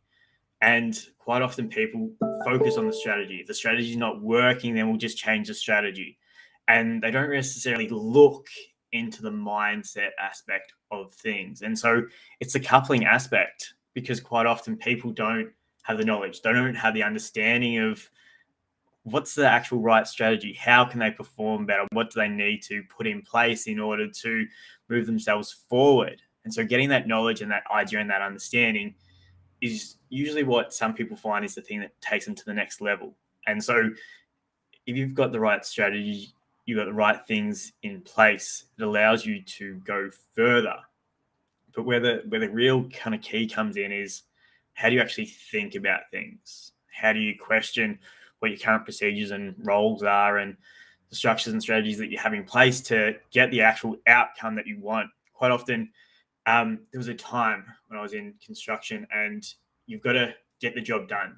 I think it's just like this construction perspective, or it might be in every single business, but there was like a thing where you can never just quite leave a job. Like you always kind of realize that at some point it would always finish. Like it would always get done. Like, not sure if anyone else has seen any like half completed like projects around their time or not. But quite often the projects will get done, no matter how much money, no matter how much time, they'll always get across the line. And so this is on $1 million, $1 billion jobs all across Melbourne. I dare say it's exactly the same all across the world, because you can't just have like a half-built bridge or a half-built tunnel or like a half-built freeway, because people go through like a lot of pain in that process. And so what I do as a performance coach is like pull it apart, like almost like reverse engineer the outcome, because you got to like start with the end in mind, as the old-fashioned 7 Habits book. If you don't know it, it's probably one of like the top 5 most read books by any entrepreneur, any personal development junkie in the world. And so what is that outcome that you want, and how do you reverse engineer that to get the time, to get the money that you want in your business. And it's all about like how you think about it, how you process it is the key aspect. And what I found was that there was always like a big pressure in construction.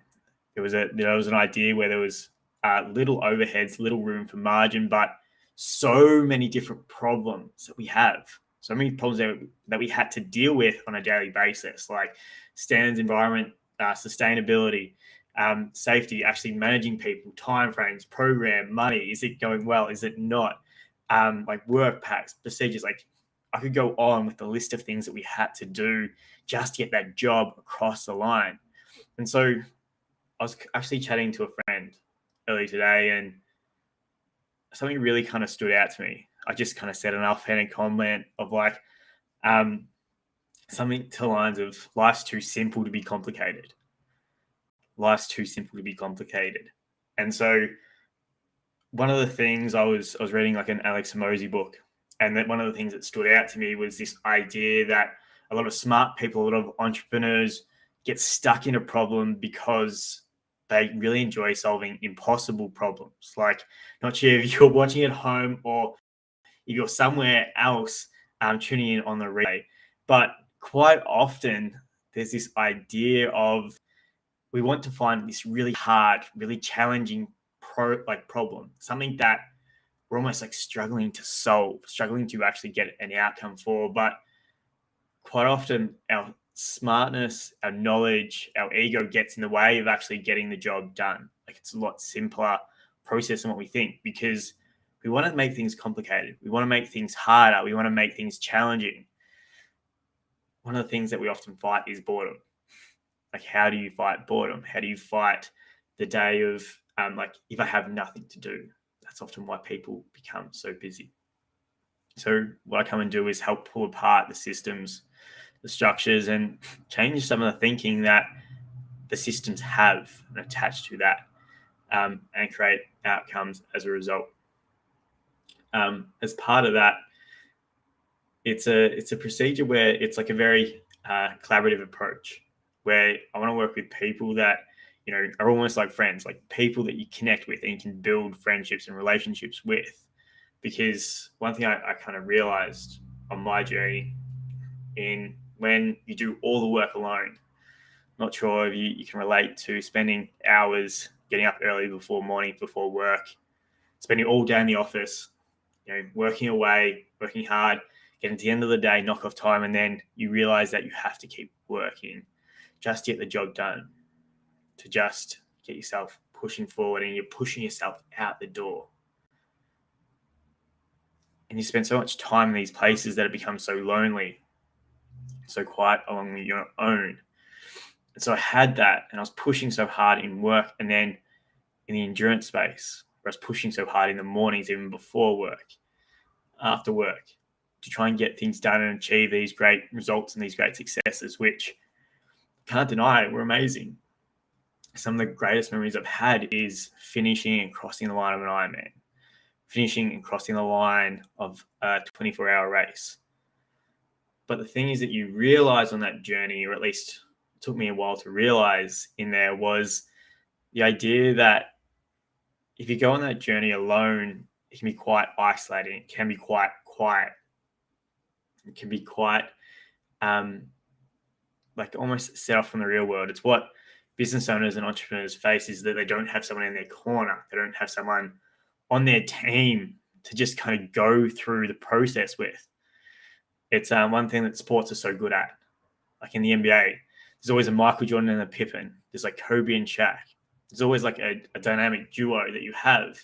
Even in cycling, one of the almost like individual sports, they've got a team involved.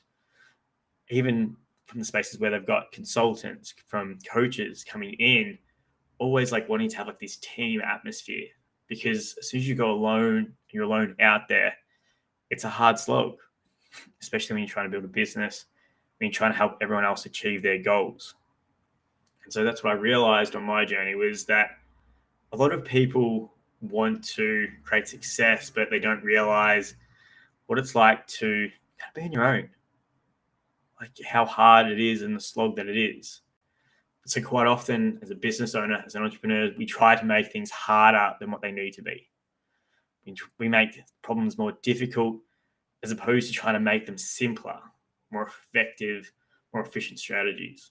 And that's the one thing that I kind of realized in my old job is that we didn't really do. You do the job, you make the mistakes, you don't hit where you want to, and you just kind of repeat the cycle. You're not actually trying to learn, you're not trying to create effective strategies on the next project, because it's more about getting it done as opposed to how can we improve the way that we get things done. And that's the thing that holds almost construction back right now. And so what I kind of realized is that if I can work with small business owners that want to create the success, there's like a simple process and procedures. You got to get clients, you got to get leads, then you got to be able to find a product that they want to buy, and then you want to fulfill that. Like, you want to work with them for a long period of time. Some of the best businesses in the world are long-standing businesses that have a continual return rate. Like, not sure here, whoever's been to like a cafe or a coffee shop, like a Starbucks or a Macca's or a gym, like, it's one of those things that people always seem to want to go back to. It's not just like a one-off buy. It's not just a one-off purchase. There always seems to be multiple reasons why you keep going back. And so what you want to do is, like, for me, business is about relationships, creating success for both people in that role, and seeing how far you can go together, seeing what you can push. You can create that relationship and that environment in, because it's a lonely journey sometimes. Sometimes you can have all the money in the world, you can have all the time in the world, but if you don't have the right people around you on that journey, it becomes pretty lonely, pretty unenjoyable. That's one thing I've realized with people that I work with, my clients, that just getting their results, seeing their face when they get the wins, when they get the success that they want moving forward, it just kind of makes you smile a lot inside, because I was looking for that internal smile from all the external races, from all the external success in working for someone else, in, you know, working a job, working 50-hour days, slogging hard, but actually not realizing that you had anything to come back to, not having the people around you in your corner just to enjoy the wins with, to enjoy the success with. And that's what it kind of comes back to, is that business is about, relationships. Talk about the eighth wonder. I remember way back when, like, who's ever had like a piece of advice from like your parents when you're a kid and you're like, oh, terrible advice, don't need that now. It's a waste of time. It's probably not super relevant. And it might just be a parent thing, or it might be just a young thing. Yeah. And you go, it's not really relevant. It's not really, effective. And you're like, my dad would always go, like, make sure you stay in contact with the people that you connect with at school. Make sure you stay in contact with the people at university. Make sure you build your network, build up your people to connect with. And being like a shy, introverted guy, I was like, that's the last of my problems. Don't need to work with anyone. I'll just make it on my own. I'll just do it. But every single business in the world, whether you realize it or not, is a people business. Everyone on the other end of the line is a person. They're either buying or they're part of helping you create the success. And so I'm a big believer in, you get success by helping other people to succeed and passing on that torch and that baton. And if it's like a win-win-win situation, then it makes it even better, because there's a lot of people out there. There's a lot of amazing people. And so when you start to listen to some of the feedback that I had when I was younger from my dad, stay in contact with people, connect, and then going to, masterminds and connecting with people now, realizing the power of relationships, realizing the power of people that you stay in contact with, that people are like human at the end of the day. Like, it's a rare thing, but people are actually human. People are human before anything else. And so when we do business, we want to stay in touch with those people. We want to build those relationships. We want to stay in contact with people over time and allow us to create success in the future. It'd be pretty lonely to be up there on the top step of a final at, say, the Olympics, and to be up there alone, to not have any teammates, to not have any family, to not have any cheer squad, to not have any supporters. It'd be amazing for a short period of time, but afterwards, if you don't have those people around to support and cheer for you, it's not exactly what it wants to be. And so what does that mean for you? What does that mean for you if you're watching this? Is that in order to create business success, it's about how you think about business. What are the questions that you're asking yourself? What are the things that you haven't actually questioned within what you're doing? And what do you need to change? What do you need to improve? Because quite often we're so caught up in the problem. We're trying to escape this problem, and all we can think about is how can we solve the problem, as opposed to how can we find the solution?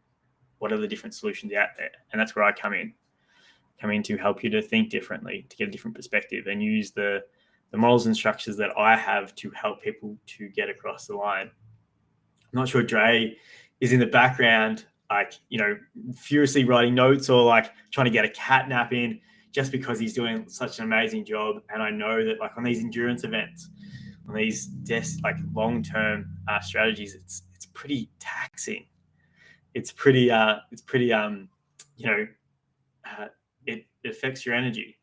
And so, I was wondering if there's any questions out there, or even just throw in any shares that you have, like what might be one of the business success. Maybe I'm just still thinking about the conversation you were having with Sylvia before. But like the success stories that we have. It's just that unconscious mind. This is like you day 3. This is only me day 1.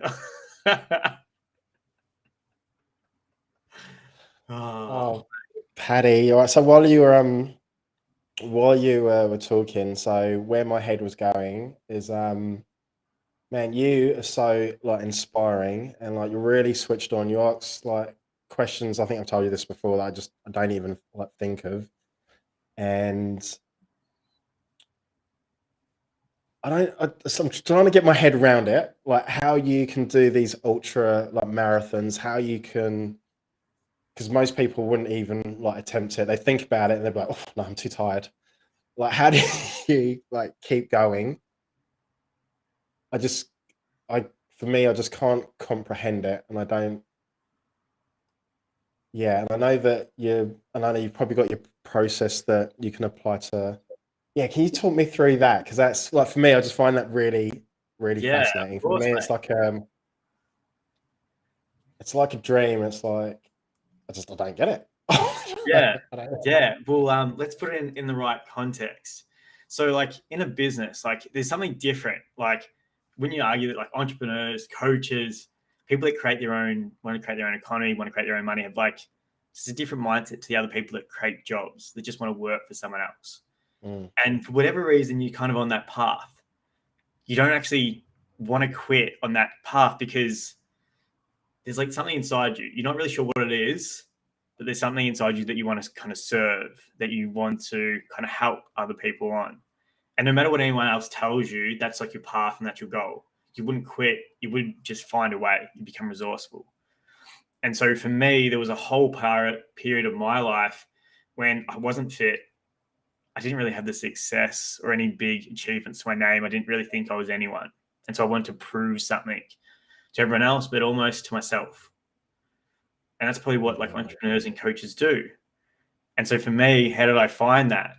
I first did, running, and then, I lost weight, and then you do like some longer distance events, and then you do like a half Ironman, and then you do an Ironman, and then it just kind of rolls on as if like in your coaching business, you want to make 6 figures, and then, oh, we've already got to 6 figures. Why do we stop at 6 figures? Well, let's just aim for 7. And then you aim for 7. You're like, oh, let's go for 8. Let's go for 8. Like it kind of gets on that internal drive. It's a thing that I've found within me, even in recent times. You kind of go through these phases. As soon as you lose that path, as soon as you lose that focus, it's hard to go out and run, to exercise, to actually do the work in your business. But you actually got to find something inside of you that you connect with, that you resonate with.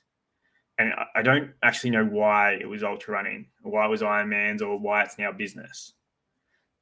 But you kind of, I'm not sure if you ever had that feeling where you wake up in the morning and it's easy to get up at, stupid o'clock, 3 o'clock, like you and me do sometimes. I think you're a little bit earlier than I am. But for whatever reason, we just decide to get up early in the morning. It's just a decision that we've already pre-made, because it's just a part of like who we want to be. Is this kind of making sense? Yeah, it is. And that's like for you, most mornings you just get up like really early anyway. So it doesn't matter what's happening in your life. It's like, okay, alarm's gone off, boom, I'm up and I'm doing something. Is that right? Or is that? Yeah, it's like, what it is probably like when you've got like a kid or a child. I don't actually have any kids or children. I can only just imagine, based on the stories that you hear from or your friends and mates that have got one of those things that you don't have to worry about, is that you feel obliged to fulfill that purpose. Like there's no way you could just leave your kid there crying, or leave that kid there consciously. Like you can do it consciously to leave them there because they, want to stop crying or parenting. Anyway, that's not my area of expertise. But you actually feel obliged to get up in the morning. You feel obliged to have like a greater purpose that's outside of you, that you kind of work from like an internal drive motivated to help others. And so it's that mix of the two, if you can kind of harness both of those, internal drive for someone else and get your cup fulfilled at the same time. You're not trying to fill everyone else's cup up. That's where you can create that extra push, that extra thing that gets you across the line. It makes you want to push a little bit further. Yeah, awesome. So it's just looking at Paul's comments, one of those things. Right, so when you were younger and you were losing that weight, were there any people around you that were saying, "Oh, you can't do that. You can't do that." So when you're saying, "Oh, I'm going to get a bit fitter. I'm going to get a bit fitter.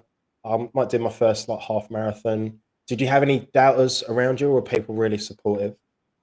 Yeah, I don't think I had any doubters. I think I probably had more doubters in my head than what I did externally. Like, I'm not sure if you've ever had that feeling where you feel like the world's against you. Everyone else has got the like someone's like else is pulling you down. Like, you can't do it. You can't possibly do exactly what you said you would do. And there's probably more external things than there is internal things than there is external in that process. And because of that, you kind of find a reason. I almost call it like the Jordan mentality. I remember like a story from The Last Dance. I'm not sure if you've seen it. You feel like you must be a Jordan guy, Dre. You got the Jordan man behind you. This is you. Like every single day, you're like, one day. And he talks about this idea of a story that there was this young kid that said, like talking in the media, that like he was better than Jordan. He was all like up in his grill. He was like chatting to him, like big talk. And he comes out in the game and drops like 20 or 30 or like 30, 40, 50 on him and just walks off the court. And apparently he just made the story up in his head. He's created this story as a reason to go after this guy, to actually attack it. And so there's probably more people in our lives that push us, like externally, that we're trying to please or that we're trying to push. Yes. Yeah. In that kind of way. And so there's probably even when I went into the ultra space, is like I was motivated by proving other people wrong as opposed to just doing it for me. And it's finding probably that balance. We're not just doing it to prove a point to everyone else. And finding that right balance where it's like an internal thing. You just want to do it to see what's possible. You get to that potential. One of the things is like a white piece of paper. Quite often we've got like a draw, like if you've got a white piece of paper and someone draws and scribbles over it, like there's some amazing artists around and they just fill in the lines in the paper, but then you get given like this blank piece of paper. You got no idea where to start. Like it's when you don't have that internal or external motivation, it's like a blank piece of paper. So you've got to create your own lines and your own stories and your own boundaries on there to be able to help kind of define what it is that you want, which is like your choices. So you actually get to decide the choices about how you want to live. And then you actually got to make a choice to fulfill those choices. And that's kind of the shift. I love that, bro. I love that. All right, guys. let me know if you have any questions. So we've got 5 minutes until we move over to FIZZA. Paddy, what like, do you have any like workshops, challenges, like coming up, seminars, anything like that coming up? Yeah, I got a 5-day challenge coming up in on the 24th, Sunday night. So it's all around mindset mastery, and I dig deep into like setting goals and actually achieving them, because so many people out there have these big goals, these big dreams to achieve these things, but don't actually go out and achieve them. Like there's probably people that have written out their dreams or their goals. Yeah. And you're like, yeah, I'm going to make it this time. This time I'm going to happen. And I've been the same, but there's been times when you achieve and times when you're not. And so like, how do you break that down into actually achieving the goal, putting things in place, which then covers stuff like choices, which is like a second day. And it really comes down to like the assumptions you make, the beliefs that we have about that process. And so we really pull that apart so that everyone walks away with the clarity to help them to move forward in that step, because there's like a bad habit, there's something in your life that isn't quite going the way you wanted to. Yeah, thanks, Brett. Thanks, Paul. Thanks, Eric, for all these comments, and Trey for being here. Like, this is lit up. And so when you're trying to find like what it is that you actually want to do, fulfill that goal, fulfill that dream, there's something that stops you and gets in your way. So it's like, how do we pull apart one of those challenges to actually feel like you can achieve that dream and fulfill that goal? Because there's so many unkept promises, unkept dreams, unkept goals in the world. Like you hear of it, stories, entrepreneurs, business owners. Oh, I had that idea like five years later. Facebook would think, I had that idea. If I'd only just done that. Yeah. I've been the same. Like, yeah, I'll go do that thing. Like, that's an idea. One day. But One day. It just bit me to it. 5 years. Yeah. That should have been me. And so, like, how do you pull yourself out of that and to actually start achieving the success that you want? Which is, pretty rare. Yeah, thanks, Georgie. It's like achieving those goals. Like you actually want to feel that. Like you want to be there. You want to be at the ring. Like you want to be on the podium with the people around you celebrating on that process and that goal. And so you must find that as well, Jay, like with who you help and the coaches, is that like that's the path, is why they come to someone like yourself, is like they want to have those people in your corner. Yeah, it's yeah, a lot of what we do, because I know Paul put up a comment, what 80% like mindset. It's a lot of it is just like internal, and I can see say my clients and like other people's potential, but they can't see it, and it's just making them being able to see it. So having like little wins, that confidence. Oh, I think I might just be able to do this. Yeah. Oh, it actually worked. Oh, okay. And then yeah, you just keep on growing, and then like as you know, like TK says, there's a devil in every level, and we are definitely our biggest own critics. And I know for me, I just need to get out of my own way. That's what that's what I need to do. Just that simple.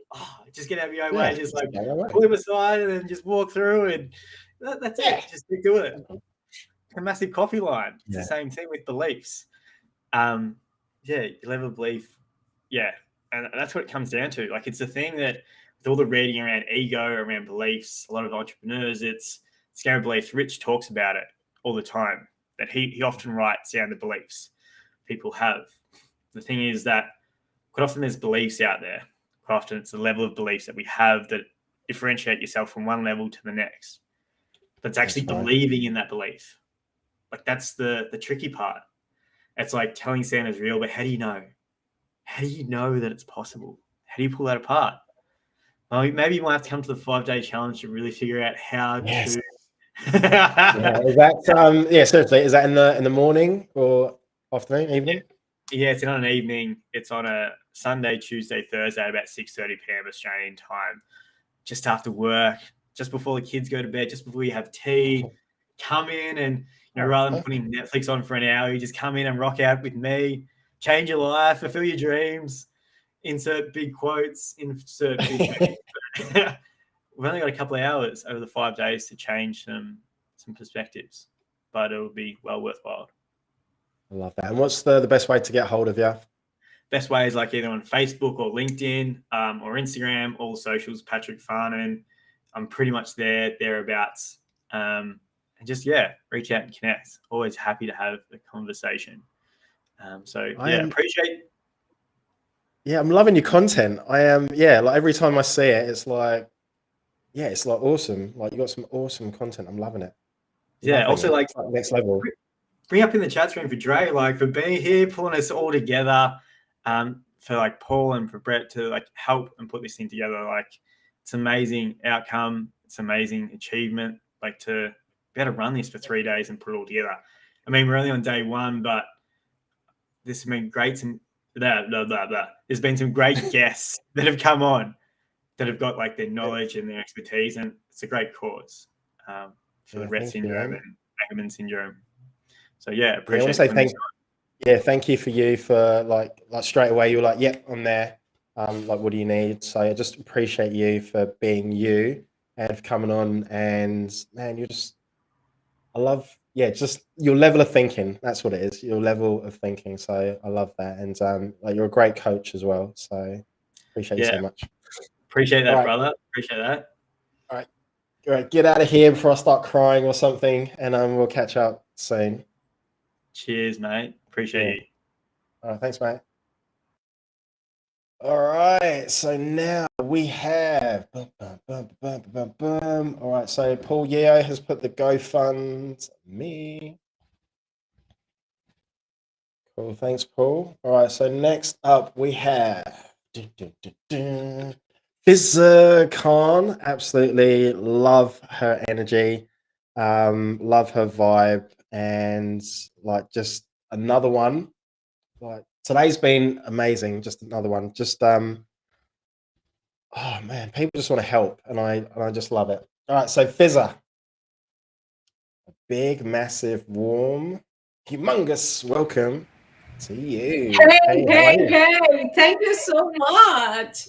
Thank you for giving me the chance to support this great cause. Thank you so much. Thank you for being part of it. So it's a special 3 days. All right, FIZZA, before I depart, do you want to tell us just a little bit about yourself and what you do? Yes, sure. Hey friends, I'm FIZZA KASHIF Khan, and I am the world-class relationship guru. And it's not a one-day magic.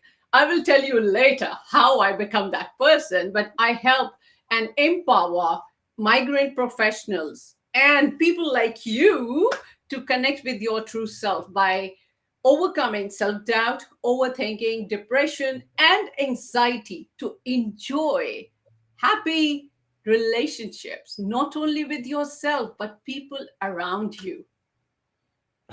So that was just brilliant. All right, I'm going to leave you to it.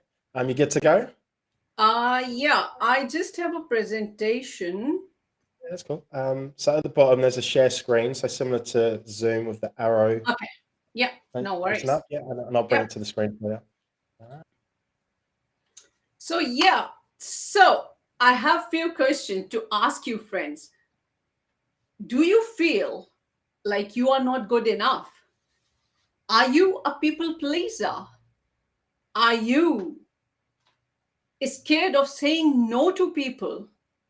Or you keep on judging yourself that what if I will say no, then maybe people reject you? What if I will start living my own life on my terms and condition? Maybe my husband or my partner will leave me. What if I start taking my own decision? What will happen to me? What will happen to my relationship with my parents, with my siblings, with my loved ones? If you are that person, and I have a good news for you, that it's okay. It is absolutely okay, because I was like you too. And I did not even know that what sort of a life I am living. And this is the indication that if you have all these issues, people pleaser, not having a guts or courage to take your decision, or not loving and respecting yourself by giving yourself importance, or disconnecting or giving importance to other people and neglecting yourself and saying yes, yes, yes to those things which you don't like, it means that you are disconnected with your real you, your true self. So now I will share a short introduction about myself, how I became the person who I am today. I was a people pleaser. I was full of fear. I was introvert because people suppressed my voice. They rejected my views by saying, you don't know how to talk. You don't use the proper words. You don't know how to interact with people. You don't know how to respect others. You say whatever you want to say without thinking that what you are talking about. That all these things push me in my cage, and I block myself. I block my energy. And I become so shy and introvert that I hate going in public. Whenever my parents, they took me to the market, I started crying. I always tell them that please don't take me. I don't like it. And I feel suffocated. I had panic attacks and I wanted to share something. But because of the fear that I don't know how to talk, I don't know what to do. I don't know. I don't respect people. These all are the limiting belief that programmed my mind. That's why I decided to be the rebellion. And I started doing things which my parents did not like it. Because I become attention seeker. I became the center of attention. I started behaving in such a way which people now labeling that autistic or tantrums or whatever. Because I need attention. I need to be heard. That's why I love what I do. And if you are the one who is going through all these things, it is okay. This is not your fault because you don't have knowledge. What you don't know, you don't know. It's okay. That's why I am sharing all these things, just to create the awareness that you can change your life. That is why I stood up to become relationship guru, because we always look at other stuff in our life, relationship with our partner, relationship with our parents, relationship with our colleague, but we neglect the relationship with ourselves. So my friends, the disconnection with your true self, that costs you too much. That totally destroys your life. So don't do those mistakes that I did, that I suffer. If you feel like, oh, people judge you, I hear you. I feel you, because I was like you. People judged me. When I came to Australia, as a spouse of international student, this new environment, this new lifestyle, started from scratch, totally disconnected again. I feel so bad about myself that I am the worst person in this world, because in my country, I used to live like a queen. When I started living here from zero, people judge me. People label me that who told you to come to Australia? Who told you to come here? You don't deserve to live here. These are the words of one of the therapists when I went there to take help. That therapist judged me, and that made me suicidal. And that day I decided enough is enough. I would become that person that become the light of humanity. And yes, I am the light of humanity. That's why I'm helping and empowering people to connect with their true self. Because I know the cost of it. I know.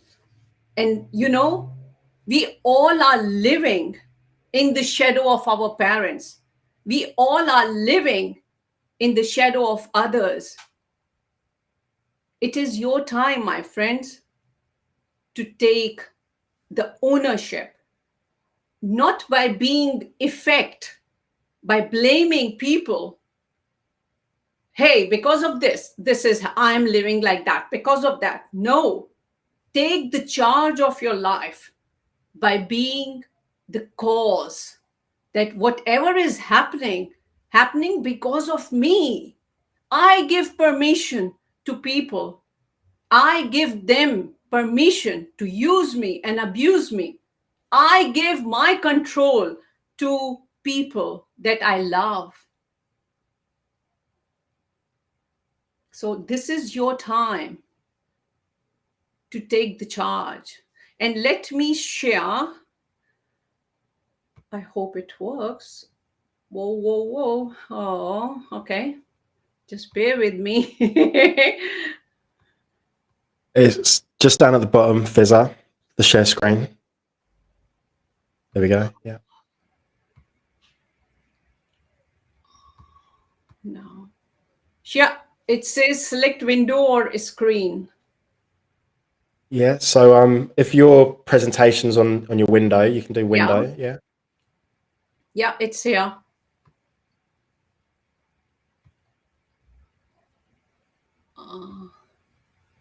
No. What's that? Okay, let me check if I am. There we go. Awesome. Yep. Okay. So yes, this is my presentation, and let me start. Okay, that's okay. So look, we all are living in the pond of these beautiful color fishes. And when you are living by accepting others' point of views and believe, you are like this pond. You are living in this pond. I was like you. My clients was like you. And when they decide to stand up for themselves, and off and on, you keep on switching like this, sitting on the edge. Oh, I have to take action to change my life? Or let it be. Be with the flow. Maybe my partner will change. Maybe my kids will change. Maybe my husband, my parents will change. Maybe my wife will change. Maybe my husband will change. Instead of focusing on changing ourselves, we focus on changing others. And the day you decide to connect with your true self by taking the charge of your life, then you get the courage. You reach out to people who help you. And then you decide to create your own ocean that is full of love, peace, and unity. And then you you are like this at the moment.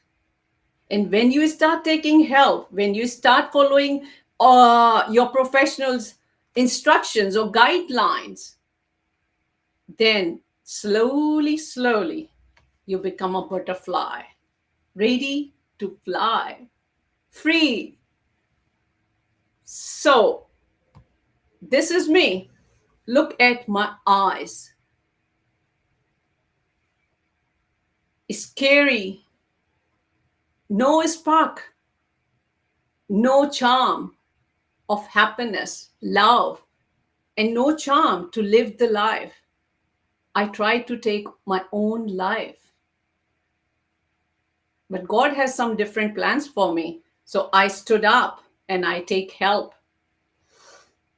And this is 2020. I keep on evolving because I can't serve my clients or humanity or you from empty vessel. No, not at all. And then the day I take charge of my life, I love this quote. Don't be a woman that needs a man. Be a woman men needs. This is the power of reconnecting with your true self, my friends. And my clients, they created the same thing, whether it's men or women. They love this quote, and they created their own image with this because they feel so proud of themselves, because they know that their parents' beliefs are not their beliefs. They know, and they got realization that they are responsible for their life. And this is my husband and my daughter. And I was I used to be a drama queen and all the time blaming my husband for everything. Because of you, because of you, because of you. And when I listen to my clients and when they blame, and I was like, uh-oh. Because you serve people in the best possible way when you live that life, when you had gone through those struggles.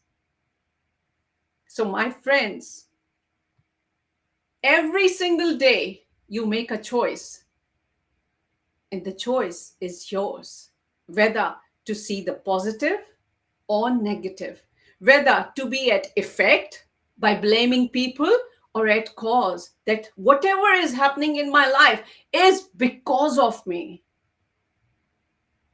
So see this one, cause and effect. Stop blaming your parents. Stop blaming your partner. Stop blaming anyone and everyone in your life, because you are responsible for your life. Your choices make your life, and each and every single moment of your life, you are making a choice. You are deciding about your life. You are programming your mind, whether you love to take charge or you love to be in victim mode by repeating the same story again and again and again. It's all about you. It's nothing to do with anyone. It's all about you. So when you take the charge by being at cause, not at effect, then the life become like this. Cause come here, effect here. And you are like, shut up. I am responsible. I am responsible for everything. And you started making choices in such a way that please you, that helps you to grow. You choose whom to interact and whom to step back, whom to delete and whom to connect. You start choosing and making choices on each and every level of your life by loving and respecting yourself. Look at this. Self-doubt. I had a client full of doubts, full of overthinking, monkey mind. Once he gave permission to himself to be free, you can see the change from effect to cause. Another one, she was taking sleeping pills, antidepressant. You can see the difference. Why? Because she chose to stand up by realizing that, whoa, I gave the permission to people. And look at the magic of reconnection. Glow on the face. Glow on the face. And it's like a free bird. And another one, you can easily see the difference, effect. And when take charge by reconnecting with your truth that I am love, I am not the shadow of my mom. I'm not the shadow of my father. I'm not the shadow of my husband. I am responsible for my life. And I am vibrating that energy. That's why I'm attracting these people. That's why they are labeling me and blaming me. But once you reprogram your mind, once you take charge, once you give permission to yourself to be free, then the magic begins. And you can see the difference here. And until you spread your wings, you have no idea how far you can fly. And you all have that courage. You all have that strong wings to fly. And I highly suggest you, if you are feeling down, if you have no hope, listen to that song. I believe I can fly. I believe I can touch the sky. This is the song that I highly suggest my clients, because that song changed my life. When I was 7 years old, I started listening that song. I love this song. And whenever I drive, I listen to this song. And this song is amazing, amazing. Discovering who you are by shedding who you perceive yourself to be.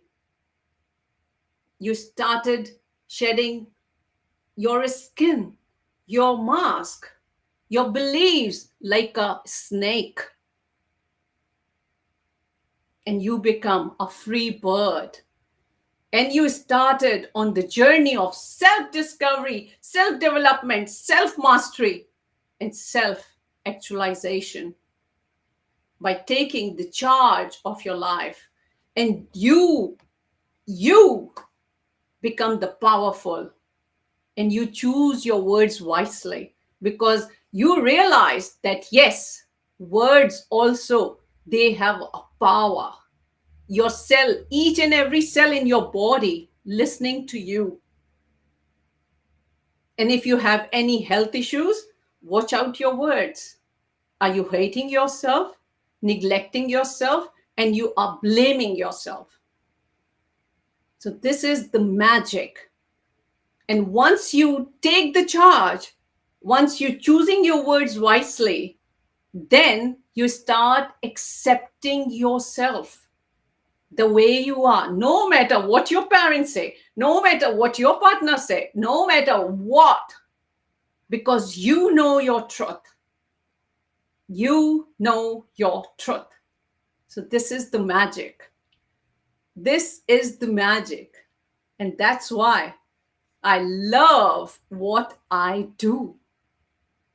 I love to see the transformation, because I know that you deserve the best. I know that you are the voice. Stop suppressing your voice, because you never know. Maybe your one word can change someone's life. Your one sentence give the light of hope to someone to live, because so many people are suffering silently. Please don't be one of them. if you want to take charge, you can take it, because everything begins with you and ends with you. It's only the matter to change your thoughts, to change your reality, because your thoughts, shut it down. Shut your monkey mind. Don't listen to people, because if you keep on giving importance to people, they keep on suppressing you. Don't listen to them. Listen to your heart. Listen to your heart. And give permission to yourself to be love, because you are love. We all are love. And you are the leader of your life. Bring out that leader. Bring that out by taking off the mask. No. Do you know Robin Williams? He made other people to laugh, but he committed suicide. Please, you deserve the best. It's okay. It's okay. Help is everywhere. If you need my help, just reach out. Reach out, but don't take your life. You are the one in billion, and nobody is like you. You are very precious. Take the charge. Stand up by saying enough is enough, and you will see the difference. I'm ready to hold your hand. Are you ready? If not you, then who? If not now, then when? Don't waste your time, because your children are silently learning from you what you are teaching them. Don't do those mistakes that your parents did. Just break that invisible chain of transgenerational trauma. What is not right is not right. If that's your parents, it's okay. Respect is something else. Suffering is something else. Don't suffer. World needs you. World needs the better place. Make this world the better place to live. Like we all are standing together to support a cause. Why? You know why? Because we know who we are. 100 of coaches, all of us know who we are. And we all are together in this journey because we choose to be different. We choose to be love. So you are. If you are watching, you see my reflection in you. I am you. You are me. So if any question, feel free to ask. Let me see. Hey, FIZZA, that was amazing. Absolutely. You know, I feel like really like motivated and inspired. Guys, if you've got any questions, please let us know. And also, if you're watching on Facebook, then go to restream.io and you can connect your Facebook to Restream, and then we'll be able to see your beautiful or handsome face when you ask us a question. I'm not sure how much. Okay, I've only got a couple of minutes, like FIZZA. So I'm just question that I was thinking was, you know, like say if someone is on that, you know, on the brink of like, oh, you know, maybe I'm going to go do something stupid and I don't want to be here tomorrow. And I know that you've mentioned before that you faced the same thing and you've had that thoughts a while ago. What would you say to someone that's, you know, that's in that position? Sorry, can you repeat the question? Yeah. So like, you know, you mentioned that you were that you had like that you were thinking about ending your life. Yeah. Yeah. So if there was like someone watching or listening, like even now or later, what would you say to them? Just reach out, because I know you are full of fear of judging, like people judge you. There's no one who listen to you. I know that. I hear you. I feel you. Just reach out. Please don't take your own life. You deserve the best. And just write it down. The easy thing, whatever is bothering you, write it down. Write it down and read it loudly. I know I sound stupid to few of you, but I know that nothing works when you are depressed, when there is a darkness all around. You feel like, what the hell she is talking about? Write it down. No, I better kill myself. Please don't do that. Reach out to the right people. Don't discuss with everyone. Don't discuss. Reach out to professionals. I made a mistake. I talked to my friends, and they were so-called friends. Don't do that. No. I know the desperation to vent it out. And I don't suggest meditation, because I don't meditate because my mind used to become monkey mind. All right. So what you said? Yep. Sorry. So what you're saying there is just to reach out to professionals that, that can help, but definitely ask for help. Yeah. So important. All right.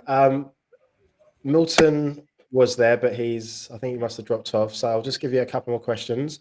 How can people get hold of you? And do you have any like workshops or challenges or anything coming up? Yes, I have my 5-day challenge, and that will be on 1st of August, and that would be 5 days. And if you don't want to participate in that challenge, that's okay. So you can reach out to me on Instagram, LinkedIn, Facebook. Just DM me or email me, fizzalightofhope@gmail.com. But I request you one thing. Why I'm saying I request you? Because I came to know one doctor, he committed suicide. One lady, she committed suicide. And when I knew about these people, I was like, oh no, please don't do that. Reach out, because 100 of us, see, you get so much variety. Reach out to any one of us. We are there for you. We are here for you. But don't take your own life. You are very precious. Awesome. Fizza, I just want to say thank you very much for today and all of your support, your contribution, like time, money, value, like your knowledge, and sharing your own like personal experience and how you've helped like your clients as well, which is truly valuable. So appreciate you so much. Thank you so much. Thank you for giving me the chance to be the part of this cause and supporting them. And just reach out, Fizza Kashif Khan on Facebook and Instagram, LinkedIn. I'm everywhere. So don't worry, you are not alone. Thank you, Dre. Thank you so much for giving your time and organizing this event. That means a lot. Thank you so much. You're welcome. All right. You have an amazing afternoon. All right. See you, Fizza. See ya. Bye. All right. So Milton was here. He's dropped off again. What I'm going to do, I've uploaded a new video. So hopefully this one's going to have sound. So it goes for about a minute. So let's test this bad boy out and see if it works.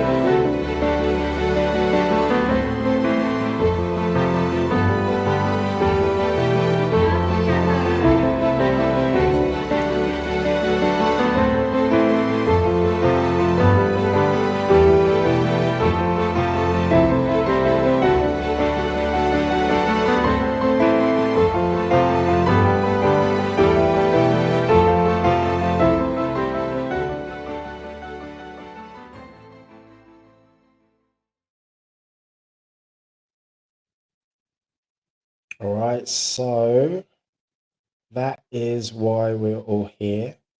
And Milton was here, and he's, yeah, thank you, Paula. Yeah, it's definitely not easy. And I know that Paula has a son with disabilities as well. Right, Milton was here, and he's dropped off again. So I'm trying to think if I've got any dad jokes. Normally I do. All right, guys, let me know how has if you guys have seen, some of the day, most of the day, or a little bit, just let me know your thoughts in the chat screen. And if you've had a favorite, I know most of us know each other, shouldn't have favorites, but who would you be like your favorite speaker so far? There's been some phenomenal speakers and topics as well of all different things. All right, we'll give Milton a couple more minutes, and I might go and take a toilet break. So it might be a good time for everybody, all the guys that are tuned in, to go and grab a cup of tea, like eat some bickies.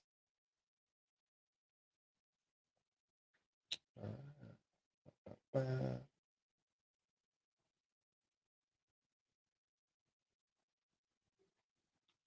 right, I'm just going to send Milton a message. All right, so his computer keeps freezing and it's very unresponsive. So, all right. Oh, I think he's back.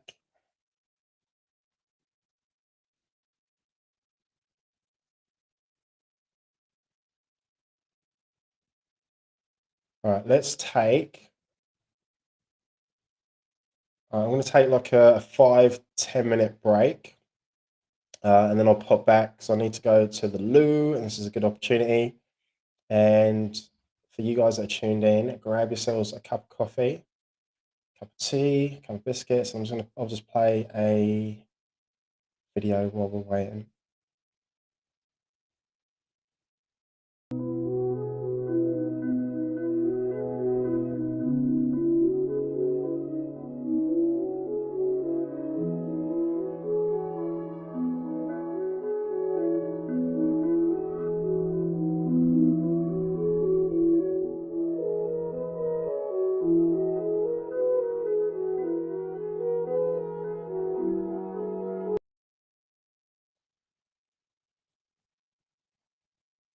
All right, Hilton, sorry, can you hear me? Yeah, man. Oh, all right, brilliant. All right, so I think we're good to go. I'm just going to leave you to it. Yep. Yeah, and then you do your thing. I'll pop back for like any sort of like questions that people might have. Yeah, cool. Yeah, all right. All right. Listen. G'day, everyone. Those of you that don't know me, my name is Hilton, and I am a nutritionist for men. And can I say it is? Can I say that I'm so grateful to be here and to support this worthy cause and to help raise money for both Rett's syndrome and Angelman's syndrome. So please, if you can, there'll be a link somewhere. If you can, just donate some money and help these causes, to help these two lovely friends of mine, and to help them and help their daughters. So let's get stuck into what I want to talk about today. So what I really want to talk about today is all about the guys. The guys that get left behind, the guys that don't seem to worry about their health, and because that's really my focus and that's really my interest. So before I get into it, I want to share some interesting statistics with you that I found quite disturbing, and one of the reasons why it drives me every day to make health for men a better thing for them. So one of the things that that is really interesting is, on average, men have a life expectancy of less than 6 years. 6 years for women. So, for example, that could mean that, say, men might die at 76 and women will live till 84. So it's men were actually dying earlier. And I find that really, really sad and quite tragic. And so I want to help prevent that. That's part of what I do and why I do it. The other thing too that we all need to consider is, this one is quite alarming when I found this out, that 3 in 4, so that's 75% of men are either overweight or obese. And that is quite alarming. So we've got to put that into perspective. So when we are a little bit overweight and we're a little bit obese, if we don't put measures in place to change that, then what's gonna happen is that's gonna lead to something else, and it's gonna lead to something else, and before you know it, you'll lead to other diseases such as type 2 diabetes. And that's definitely something that as men, we really don't want to go down that path. So the other thing I honestly wanted to let you guys know is that as a general rule, as men, we have poorer health outcomes. And there is a reason for that. The reason for that is we're the ones that don't go to the doctors. We're the ones that don't get our health sorted. We're the ones that just go, oh, I'll just grin and bear it. And that's not how it should be.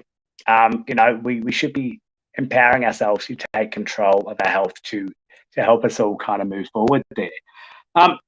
Also, I guess I wanted to share with you the statistic that 1 in 4 men, so that's 1 in 4 men, actually exceed the recommendations of alcohol consumption.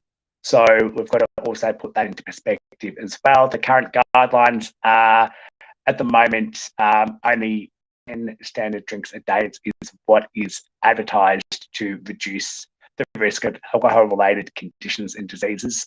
And it's likely that many of you out there right now are actually, as part of that statistic, and are actually drinking a lot more than that during the week, on the weekend, whatever it may be. And that's something else. That's something we can control, okay? And that is something that is very close to my heart.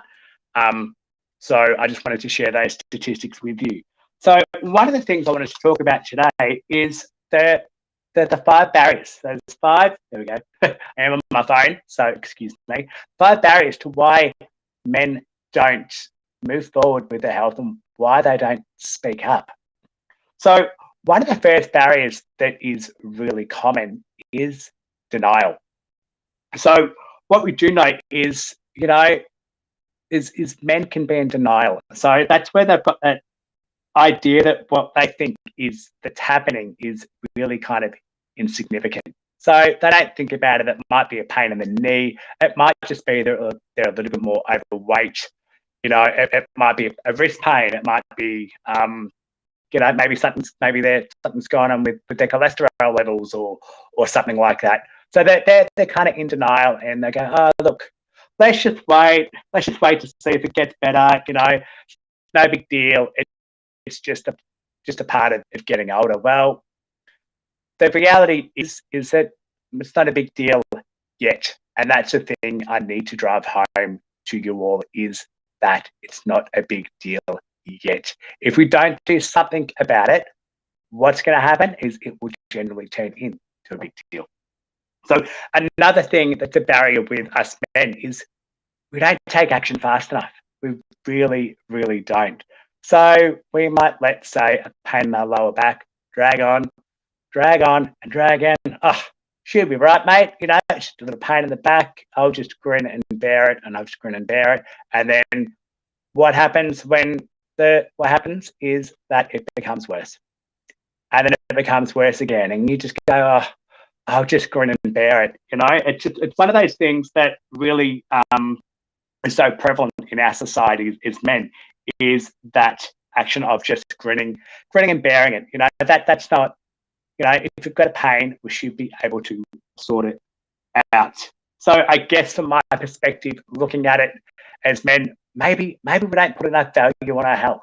Maybe that's what it is, because that would definitely be what I would consider one of the barriers there and one of the driving factors. But one of the other things that really kind of puts a barrier for us men is to take action for our health is the good old macho man syndrome. So, often as a gender, we fear that taking action over something that we might feel to be insignificant is weak. But, as a gender, as a society, we need to change that. That is not the way we should be evolving as men. Sure, that was potentially something that happened, something that stigma was around, 40, 50, 60 years ago. Oh, look, I'll just grin and bear it. Maybe I'll eat a cup of concrete and harden up. Who knows? But you know what? The truth is, there is nothing more empowering than taking control of your health. Absolutely nothing.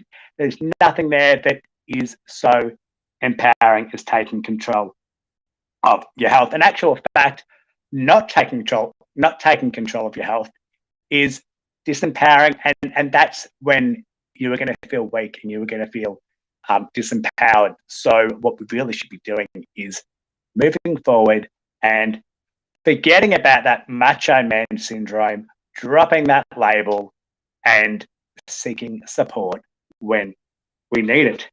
Probably the final thing that really is a barrier for men is potentially when it comes to their health is they're embarrassed. They're embarrassed to speak up about it. They're embarrassed they're nervous. They're embarrassed. And the thing we need to realize is, you know what? Everyone has health problems. I've got health problems. You out there have got health problems. The next guy over there has got health problems. Do you know what? It's much easier to talk about it than it is not to talk about it. So, I just wanted to share some of those barriers with you. So I just want to talk about what I see in my business, because I think that's really important. So I'm a clinical nutritionist, who specializes in men's health, and I see a lot of men for support. So I support people with anxiety, I support people with depression, I support people that are stressed, I support people that are overweight, I support people that are obese. I supported people with prostate issues as well. So and basically anything there that is a problem, I certainly have a solution for you. But I really wanted to touch now on a few things all about solutions. So how can we actually create change in our lives, and how can we actually move forward with our health? So I wanted to start with the first solution, and the first solution that we should be aiming for is changing how we think.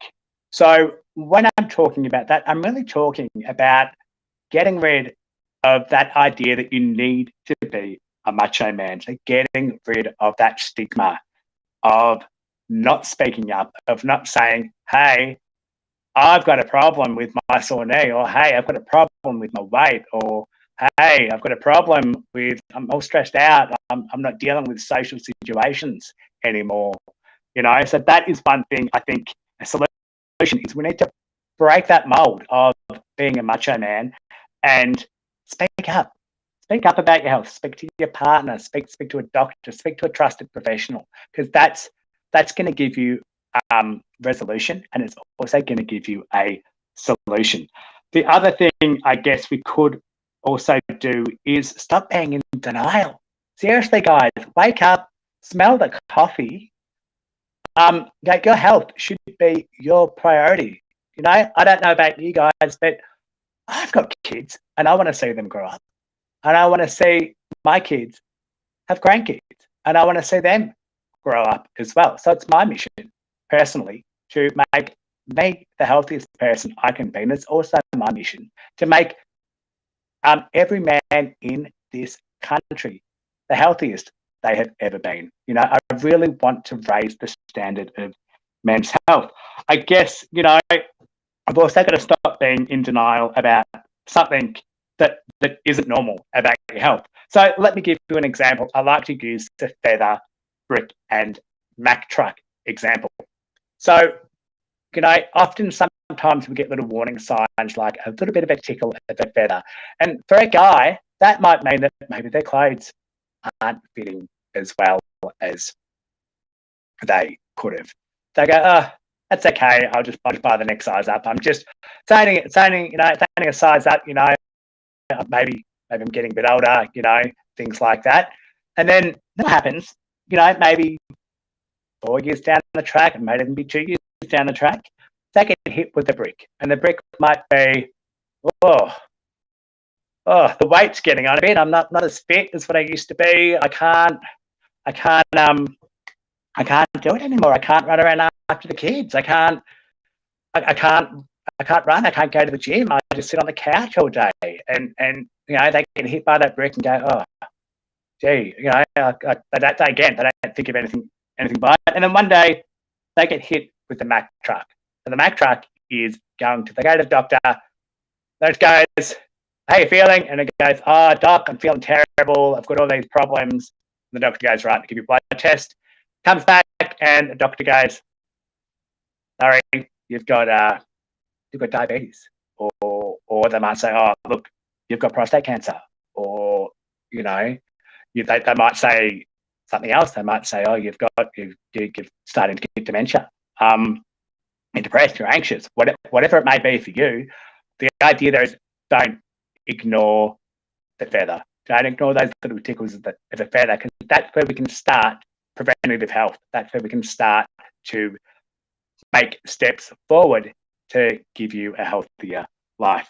So the other thing I wanted to speak about today is, what do we actually do? What can we actually do to move ourselves forward still? So one of the things I like to do is as men, I think we need to be pragmatic about things, and we need to have patience.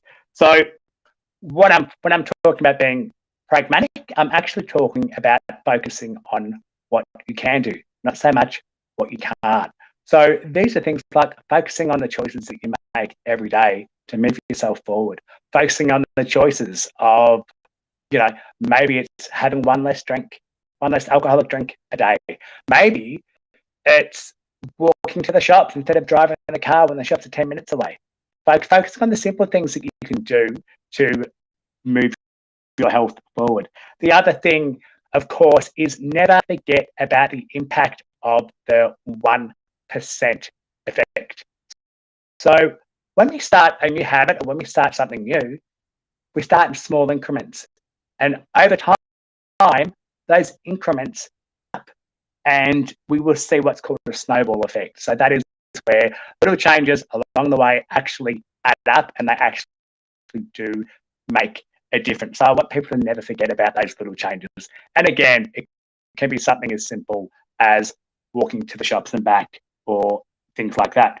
So the other thing we need to remember as men is, health. It's a marathon, not a sprint. Particularly when we're changing habits, we've also got to remember that it takes focus, and it takes consistency, and it takes time. Rome wasn't built in a day, and neither was your health. Your health isn't going to change overnight.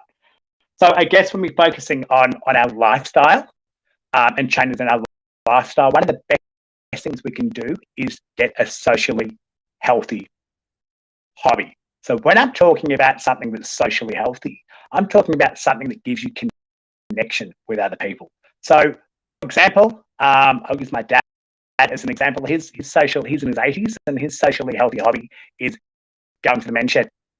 And that is such a good thing for him, because he gets connection and he gets to be a part of a community. So I think as men, sometimes we can feel a bit isolated. Sometimes we can feel a little bit, again, a little bit isolated. And so we need to have that social outlet there to help us all kind of move forward and have that community spirit. The other thing I think as men is we need to not underestimate the power of movement. So movement is medicine. Now, for many people, going to the gym may be an option, and that's totally okay. But what about walking more? What about creating more movement inside your day? What about doing the things that can give you more energy. So things, well, obviously moving actually gives you more energy.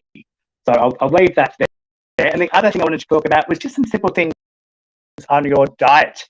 So simple things that we can do to focus basically on the basics. So what are the basics of a good diet? Because, there's so much misinformation out there, and I'd like to share with you from my 2 degrees that I've done in nutrition, what I think goes through a basic diet, particularly for men. So for men, one of the most basic things we can do is make sure that we're eating adequate protein. So adequate protein would look something like, if you were, say, 60 kilos, which is roughly about what I weigh, adequate protein for me throughout the day would look like about 60 grams. I like to tell people that if you can see your palm and the palm of your hand here, and you can see, say the palm of your hand, that's about how much protein you should be having at each meal, and that includes breakfast. Many of us have poor choices for breakfast, such as cereal, and they really don't do a lot for our health, and they will often set us up for a bit of a blood sugar roller coaster for the rest of the day. So that's one thing I generally don't advise people to do, is eat cereal or toast for breakfast. Other things we can do is potentially eating more healthy fats. So these are fats such as avocado, olives, the good fats in fish, things like nuts and seeds, all of those kinds of things. That's so important for our health, and fat's been vilified for such a long time, and it's time for that to come out of the closet and take its on your plate. We also need to consider vegetables, because I know that there's only 1 in 10 men eat the recommended amount of vegetables per day. So it's something that we all need to be mindful of, because they can be some of the most nutrient dense foods on your plate, and certainly something that is necessary for health. So when I'm talking about vegetables, I'm talking about the ones that grow above the ground. So foods like pretty much any green leafy vegetable, olives, tomatoes, cauliflower, broccoli, those kinds of things. They should make an appearance on your plate, on every plate. I guess the other thing we've got to consider is, I'm going to talk about the elephant in the room at the moment, is alcohol. Look, guys, I know you see me here rambling on, but honestly, alcohol is one of the biggest problems that I see in my clinical practice. The reality is, society has taught us that drinking to excess is okay. Drinking is socially acceptable. Well, yeah, kind of. I guess it can be socially acceptable if you don't drink that often. But when you're having a Friday night binge or a Saturday night binge or whatever, that's not going to do you any good. We really need to start thinking about the harm that alcohol is actually doing to your body, particularly the long-term effects, because we always think of the short term, we never think of the long term. And finally, I just want to sum up a few key nutrients that you should be looking at, that every man kind of needs more of. So one of them is magnesium, and you can find that in green leafy vegetables. You could get a magnesium supplement if you want, but that's generally one thing that we don't have enough of. Another one that we don't have enough of is CoQ10. So CoQ10 is really important for energy production. So you can find that in foods like fatty fish, in lentils, in red meat, and things like that. And particularly for men, as we get older, looking at increasing the need for zinc food. So zinc is super important, not just for our hormone production and our swimmers, but also for prostate health. And also, as we get older, foods that are rich in zinc are going to be really important. So these are foods like red meat and pumpkin seeds, and oysters, seafood, and kind of things like that. So look, I want to say thank you to you all for listening to ramble on about men's health. It's something that I am super passionate about. And I also want to thank Dre for giving me the platform to have a bit of a chat, and hope that we raise a little bit more money for the charity. Hilton, that was awesome. I loved like some of the facts that you said and all like the tips as well. So I want to say a huge, massive thank you to you for giving up your time, coming on, sharing, and being involved. So I really appreciate you, man. It was awesome. Thanks for having me. Yes. Quickly before you go, what's the best way for people to get hold of you? Okay, best way for people to get hold of me is, that's a great question. I've never thought about that. Best way for people to get hold of me is they can find me on Facebook. So I'm at Hilton Melder Nutritionist. They can find me there. They can see some of the stuff I do on there. I've also got a men's group up on Facebook, so that's another way to contact me. So that's called the Healthy Dads Hub. They can find me there. They can find me at my website at hmeldernutrition.com. And but where you won't find me is you won't find me in the yellow pages. Why not? All right. Thanks, buddy. I appreciate it. Thanks very much. Have a lovely day, guys. See ya. Okay. You too. See ya. Thanks. Bye. All right. So that was Hilton Melder, nutritionist. And up next, we've got one of my favorite people. And this legend, this super legend, we had a couple. She was kind enough to give me a couple of sessions to squeeze them in last week and the week before. And yeah, a couple of them. The first session got a little bit uncomfortable because, like, with me, I think you guys know that I love my dad jokes and I use masks. Sometimes use like humor as a mask, like emotions. And she was like, "Dre, stop laughing, like concentrate, focus on the question." And I was like, "Okay." So there, and I've had a few sort of like breakthroughs and like realizations since. So who am I talking about? I am talking about Melinda WARNECKE. She's like gold in the background and like she's magical, she's marvelous, she's magnificent. A couple of words that spring to mind for me is unstoppable, but also loving as well. So let's get Mim out here. Hey. Oh, I can't hear you. Right, maybe try this. Yeah, if you go to, there's a settings button down there. So you've got the mic, the share screen, and right on the right hand side is like the settings. If you press settings, go to audio, and then you've got audio input.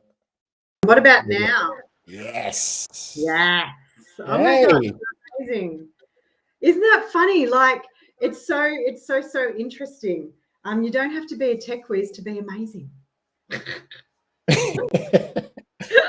Mel, I just want to say I'm not a tech whiz. whiz. Like thank you for coming on and giving up your time, and like just personally, like what you've done for me as well, and the realizations, because you checked in with me the day after, and you're like, "How's everything going?" Did you speak neural pathways language? yeah, you're like, did you speak to that certain person? I was like, yes, I did. So yeah, thank you. Yeah, you're so welcome, Dre. You're amazing. Thank you for having me on. I'm really humbled to support the cause. Hey. Yeah, thank you. All right, so mindset mastery. I am going to let you do your thing, and then I'll be back towards the end when you finish. We'll see if anyone's got any questions. Yeah, great. And I'm probably going to have some questions as well. So see you soon. You may. Awesome. Thank you, Dre. Thank you. And hi, everybody. Those of you that do know me, I'm a mindset coach for female coaches. However, before I was a mindset coach for female coaches, I was actually a really highly sought after major gift fundraiser in the Australian university sector and ran big fundraising teams for not-for-profits across Australia. And so fundraising is something that I'm really, really passionate about. deeply passionate about what it means to give. And even when I think about my coaching business, it's all focused on giving is living. And we're not really living unless we're giving, because there's so many people out there that can benefit from anything that we have to give, whether it's financial or whether it's knowledge, it's love, it's heart. It could be absolutely anything. Hi, Paul. Hi, Brett. So today I'm coming to talk to you about how you can take control. Not sure how we're going to go with language here, but those of you that know me know that I am well versed and colourful with language that comes out of my mouth. So how can you control being a moody bitch? Basically, that's what we're going to talk about. And so I'm a mindset coach for female coaches, as I've shared with you. But what am I really?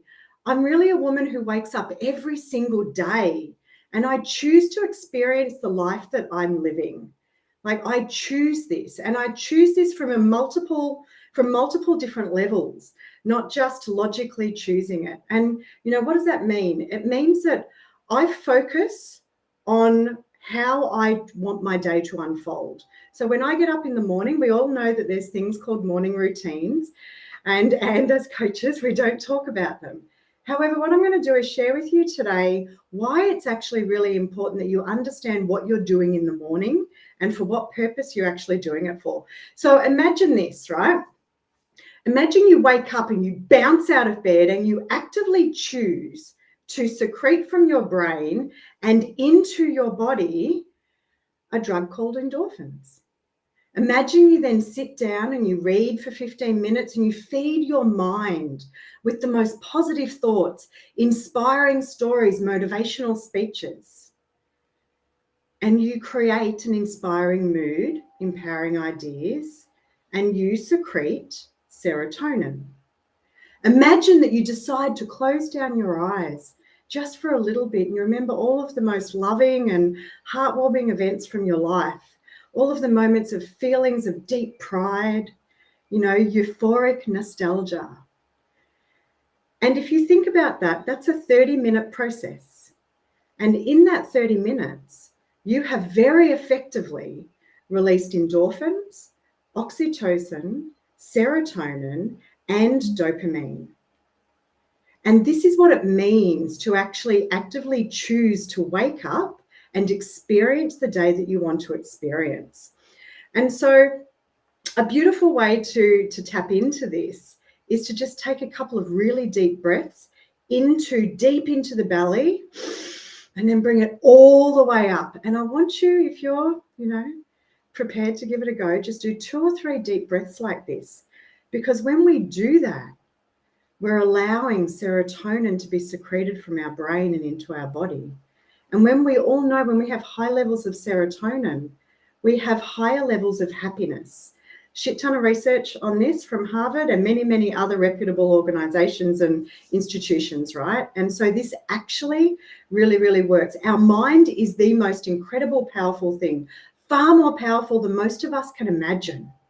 We know what we focus on is what we get. But if we want to be happy, we have to create the life that brings happiness, and we have to understand how to support our bodies to do that. And so what I want to talk to you about is, first of all, dopamine. I'm going to give you a little rundown on these 4 little magic drugs, and then we're going to just do a little exercise if there's time, because I know that we are definitely on the clock, but we'll do a little exercise where I'll be asking you questions throughout this short little mini masterclass for you to be thinking about how do you currently create these releases of hormones in your body daily, not weekly or fortnightly or monthly, but daily. How do you potentially currently fill that requirement, and what are some new alternatives that you may choose to introduce into your daily activity after this session? So dopamine is like a quick hit. It's like that short, quick hit drug, and it's released from our brain for one particular purpose, and it's to give us focus. So dopamine creates like a nudge. It'll give us it, so it's for short bursts, and it's for small things. And so what does that mean? It means if you've got a goal that's a long way out, the dopamine hit is not going to help you get there. This is why coaches chunk things into small goals, right? So the main reason that we focus is so that we can achieve great things. When we achieve great things, we release dopamine. It leads to pleasurable feelings, okay? And it inspires you to act. Thank you, Hilton. I appreciate you. So who here has recalled some sort of time in our life where we've been told, man, like you did an awesome job. Like that was great. And so when you remember that, you release a little bit of dopamine. Praise and recognition gives our motivation levels a massive amount of boost. So it's important to remember that when dopamine spikes, it's so that you can achieve a reward. So it happens ahead of time. It happens before you do the thing, right? So it's about the thinking around it. So the dopamine hit, unfortunately, we get a dopamine hit when we have a sleepless night. So who here may have a problem going to sleep early? Who here may actually be tired in the afternoon and then nighttime hits and suddenly they're like ping and they're like, oh, maybe I drank too much coffee. Maybe I did too much of this. Some people are inadvertently addicted to the dopamine hit of being tired. So we get quite a drench of dopamine when we're tired. Quite a drench. Not enough to compensate for the cognitive impairment that causes, but enough for our bodies to go into this repetitive loop of requiring it and looking for it. So a good question to ask yourself, thanks, Georgie, a good question to ask yourself is, could it be that I'm doing this to get a dopamine hit? And so you could be considering, what could you do instead? So what could you do in the afternoon or the evening to give your body the hit that it's actually in this really awful habit of requiring? Dopamine basically keeps us focused, productive, and motivated. So apart from being the ultimate motivator, it also has many benefits. And so Hilton's previous session was ticking over for me in this. It helps you lose weight. So when you've got a good dose of dopamine in your body, it helps you lose weight. It makes you feel more alive. It improves your memory and it stops self-destructive behavior. All right, so we can definitely be assisted in our diet, and there's a lot of stuff on the internet about what foods to eat, like almonds, avocados, bananas, nuts, things like that. Being in the sun increases your body's number of dopamine receptors. Listening to music increases dopamine. Dre, a good joke does the same thing. This is why we repeat jokes over and over, because we feel good in the moment and it gives us a dopamine hit, and then we feel more motivated, right? Interestingly, doing new things increases dopamine as well. Obviously, the unresourceful things are things like poker machines, Candy Crush, Netflix, one more episode, Facebook, likes, comments, things like that. So you might like to think about, how do you think you currently get your dopamine hit? What do you do consistently on repeat to get that hit? So dopamine is that one more hit type thing. So have a think about that. Pop it in the chat screen or comment section if that's what it is. What you currently do right now to get that dopamine hit. Now, the second one is endorphins. Endorphins are the chemicals that produce mood boosters to relieve pain. They are amazing. Now, think about the word endorphin. It sits in the same word as the word morphine. Like, you know, you can just logically pull that together. So endorphins block pain. They're the body's natural painkillers. Why do we have them? We have them because in the olden days, thousands of years ago, when our ancestors are running away from predators, the body would hit pain, like our muscles would absolutely lose all oxygen, and the pain would be too much normally and would probably stop someone. So our brain releases endorphins, we push through the pain, we actually don't feel it. Who here has ever hurt themselves and then the pain has turned up like 10 minutes later? You're like, oh my God, I didn't know I hurt myself. It happens when we burn ourselves. I did this just the other day. I accidentally burnt myself on the oven door and I'm like, oh, that's not too bad. Literally 10 minutes later, it's like, ooh, that hurts, right? So ways to increase endorphins, 2 particular ways: exercise rigorously. So anaerobic exercise, really, really good for the endorphins. Interesting one, spicy food. Yeah, spicy food. So the receptors on our tongues, they react to the spice and send signals to our brain similar to pain signals. So, you know, if you've got a headache or an ache and pain, you know, have like a 3 chili hot like curry of some sort. Now, we all know endorphins are released by sex. Like, you know, it's a good one. It's an obvious one. And they're released during times of injury. Okay, we get endorphins from dark chocolate. It's one of my favorite ones. So you could consider acupuncture would be a great way to release endorphins and get great benefit, right? Deep laughter. Deep laughter, interestingly, releases endorphins. So I'm sure you're all seeing a pattern here. So why does deep laughter release endorphins? Because when you laugh so hard and deep belly laughs, your jaw gets sore, your face hurts, your stomach muscles like are all tight and you're nearly crying. Yeah, it's a great hit of endorphins. And so you might like to pop in the comment section how you would like to get more endorphins, or if you're lucky, perhaps you're a sex and dark chocolate kind of person and that's what you like to do, right? Like there's a reason they call it afternoon delight. The next one is oxytocin. Now, oxytocin, it's like one of my favorites. It's the feeling you get when you're blissfully in love, right? When everything seems beautiful and larger than life. Or it's that blissful feeling you get after spending quality time with someone, with your friends or your partner, your kids, or someone you care about, and you've spent hours having incredible conversations and you just feel like the world is right. Oxytocin is the hormone that connects a mother to her newborn baby. It's also the hormone that increases for you to feel trust. Really super important, right? It's called the love drug. Most of us know that. It's the missing link actually in balancing runaway cortisol. So super interesting fact, I think, about oxytocin. If your body has a good, decent level of oxytocin in it, it's very difficult for your body to produce cortisol.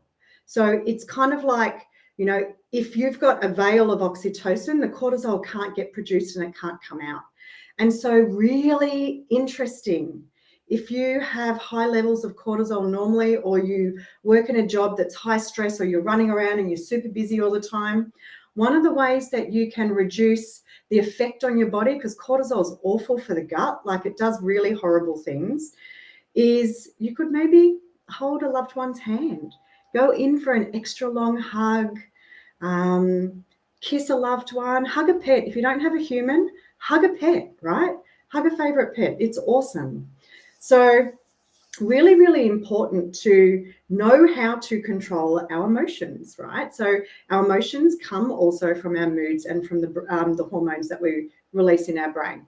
So oxytocin, we get it also from friendships, stories of great friendships, deep conversations, stories of deep trust.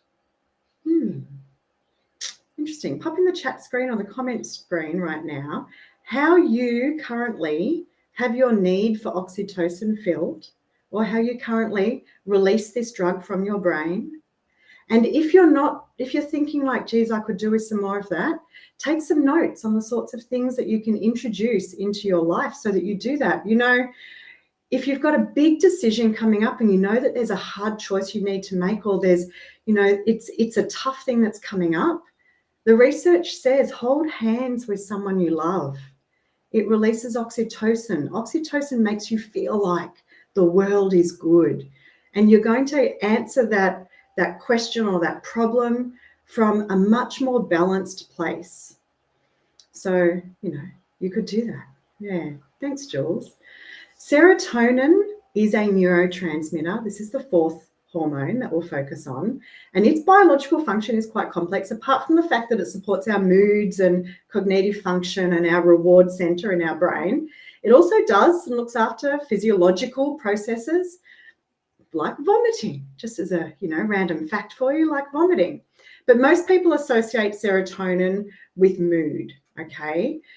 The higher levels of serotonin in your body that you can help create and bring into your world or your daily activities is super important. Like, I cannot stress this enough. Serotonin results in happiness. Serotonin, happiness.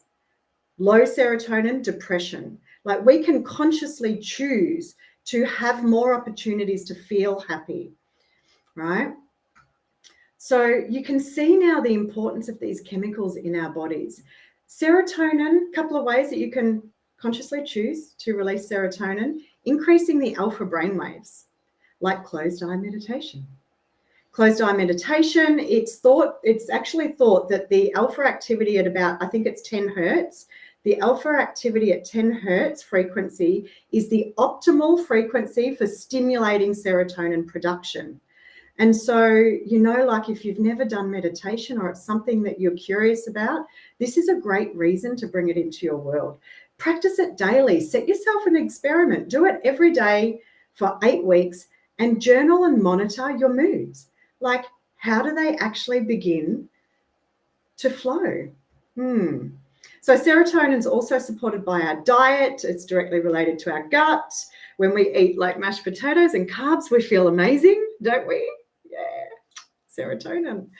So the sun is excellent as well. The sun is excellent for serotonin. It also obviously has an unlimited source of vitamin D, which I'm pretty sure Hilton talked about as well. Happy memories, really interesting. Happy memories produces serotonin. It's subtle and it's very, very effective. It's very, very effective. So if you have a memory of an accomplishment, recognition, love, pride, things like that, you're actually going to create yourself this little waterfall effect of serotonin, and your day just may end up quite happy. And so my thoughts to you and my suggestions and recommendations, if you choose to take it on, is to think about doing some journaling. And the journaling could be just writing out and reconnecting with, you know, what do I take pride in? What makes me feel proud? What memories stand out that remind me of feeling really rewarded and recognized? And then you might like to write out 1 or 2 incredibly happy memories and reconnect with them every morning. Close your eyes, just close your eyes, play some gentle, low frequency music and reconnect with these memories of pride and joy and happiness and love. And you know what you're really going to be doing? You're going to be filling your body full of the most incredible natural producing happy drugs that ensure that you have more focus, you have more motivation, you feel happier about people, you connect with people, you start listening more deeply, you start sharing more effectively. And you know, like, what's our key takeaways from something like this? It could be like I started at the beginning of the session. Get up, do some exercise. Tick a list of exercise, release some dopamine, release some endorphins, do some meditation, close your eyes, go into gratitude, drop into your heart, think about happy memories. And what are you really doing? You're just starting your day on your terms. How amazing would your day be if you did this every single day for a whole year? Imagine all of those goals, imagine all of those relationships, imagine all the things that you wanted to accomplish. How much more likely are you to do that if you're starting full of serotonin, dopamine, endorphins, and oxytocin? And so that's what I'm leaving you with, just to think about that, to really tap into what could be possible for you. How would you show up for your family and your loved ones if this is what's roaring through your body naturally? Just so happy. Like, people say to me, are you really this high energy and happy all the time? Yeah, I am. Because every day I wake up and I decide that this is what I'm going to do. This is how I'm going to feel and this is how I'm going to live. It's always a choice. So yeah. Thank you, Dre. Where are you? He's left the room. There he is. Mim, somebody call Michael Jordan, because that was a slam dunk. Thank you very much. Absolutely love that. My key takeaway. So I was thinking, all right, I need to have more sex. Need to eat some dark chocolate And have some spicy food. Spicy food, yeah.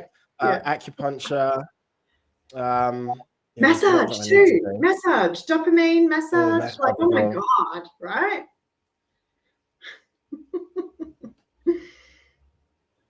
Yeah. You just went into that happy memory. I saw that, and look how happy you are. I love it. I love it. All right, ladies and gentlemen, if you've got any questions, now is your time. Put them in the chat screen. Brett was saying that was so good. Thank you, Brett. And while we're at it, while we're actually waiting for any questions that come through, what we're here for, right, in the fundraising aspect of it, when we give, we release dopamine and serotonin as well. Like, because we're giving, we're tapping into that like heart space thing. And so it's awesome. All right.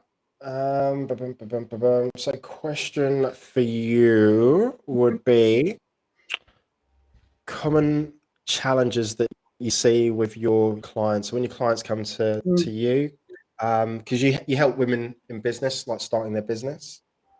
I'm a mindset coach for female coaches. So yes, I help them with their business, as in their focus and their motivation. And that's probably about 20%. And then the other 80% is how do they ensure that they wake up every day feeling like their clients want them to help them with, kind of thing. Oh, I love that. And so that's what we work on. You know, we work on the inner world. We work on the inner world. We get our inner world right, and our outer world just falls into place. When is your next challenge or workshop? Literally, I'm halfway through right now. Oh, yeah? Awesome ladies who are watching, yes, halfway through right now. So it's the end of August. I've got a boot camp on, actually, the 12th and the 13th of August, and we'll be doing a lot of identity and mindset work there. And so I do have 5 guest spots. But yeah, the best way to find me is via Facebook and LinkedIn. So they're the 2 platforms that I do frequent. And otherwise, yeah, like I do have a website. Every now and again, I remember to have a look at it. I love that. Right, we've got a question from Jules. Is there a specific time frame that we are meant? Yeah, that's a great question. Before we get the dopamine hit. Yeah. And so, Jules, that's such a great question. The time frame is you go in for the hug and then you feel like releasing the hug, like it's an appropriate time. And at that moment, you consciously stay and you just hug and you'll feel it. So there's no clock that you can watch. It's a feeling. You will just hear the other person may just actually have a longer breath, or you may just notice, that your body relaxes a little bit. And that's when you've got your hit, right? And so it's a feeling. You notice, like, listen, have some sensory acuity, listen to their sounds. Are they like breathing a little bit more deeply? And I'm literally tapping into a memory half an hour before this session.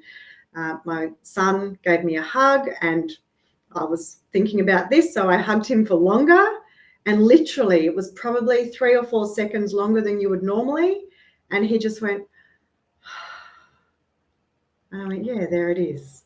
Like, mother job done, right? High five, happy days. Like, yeah. I love that. I love that. That's so cool. All right. Mim, is there any final words, like any dad jokes, any quote, motivational, anything inspirational that you'd like to? I didn't come up with a joke. Oh my God, I didn't think of a joke. No, I don't. Final words is for everybody, for those listening, just remember that you can do it. Like, it's just little chunks of information, little steps, small steps at a time. We get dopamine because we do small steps at a time. If we go for something too big, we're going to miss the opportunity of all of the natural things that can occur in the process. And so whatever it is that's in your way or not in your way, just create some new opportunities to release these hormones from your brain, and you will be rewarded for it because you'll just feel phenomenal. Mim, from the bottom of my heart, I just want to say a massive thank you to you for your time today, for donating, for the time that you spent with me over the last week or so as well. That's it's huge, life-changing. So appreciate you so much. So much love for you. You're so welcome. Right. Thank you, Jay. Thank you, everyone. Have a gorgeous time. All right. See you, Mim. Thank you. Bye. All right, so Melinda Warnecke. All right, thank you so much. All right, next up we've got Alessandro. Love this guy.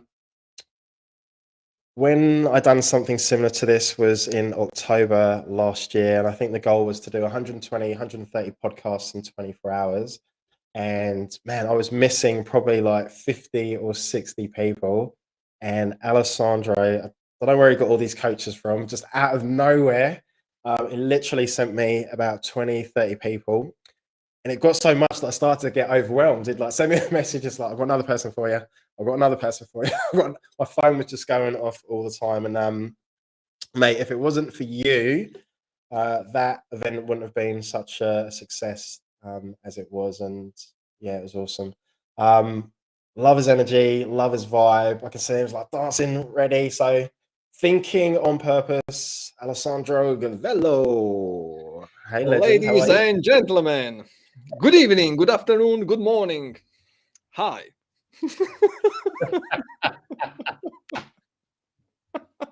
You crack me Now, up, you crack me up. you did mention that we don't have much time today, that we need to be very punctual. Oh, So that okay. very important that it's we don't want to speak for too long. It's just a matter of just half an hour. So I was thinking to just make sure that I want to reassure you. So I'll be synthetic. I will speak acrylic.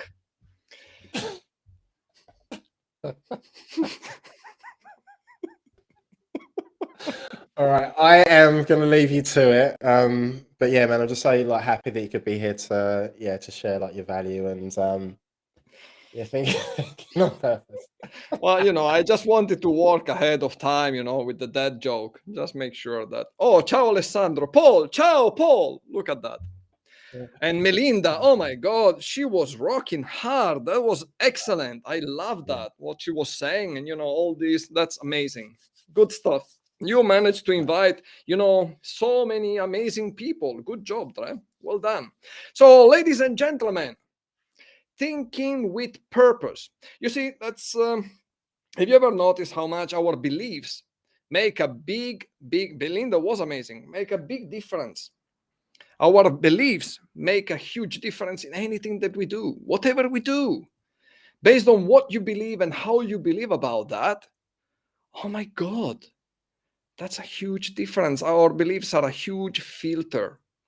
You see, and one of my beliefs is that we were born with a brain, we were born with a body. It's kind of like we are souls just experiencing something, experiencing an experience.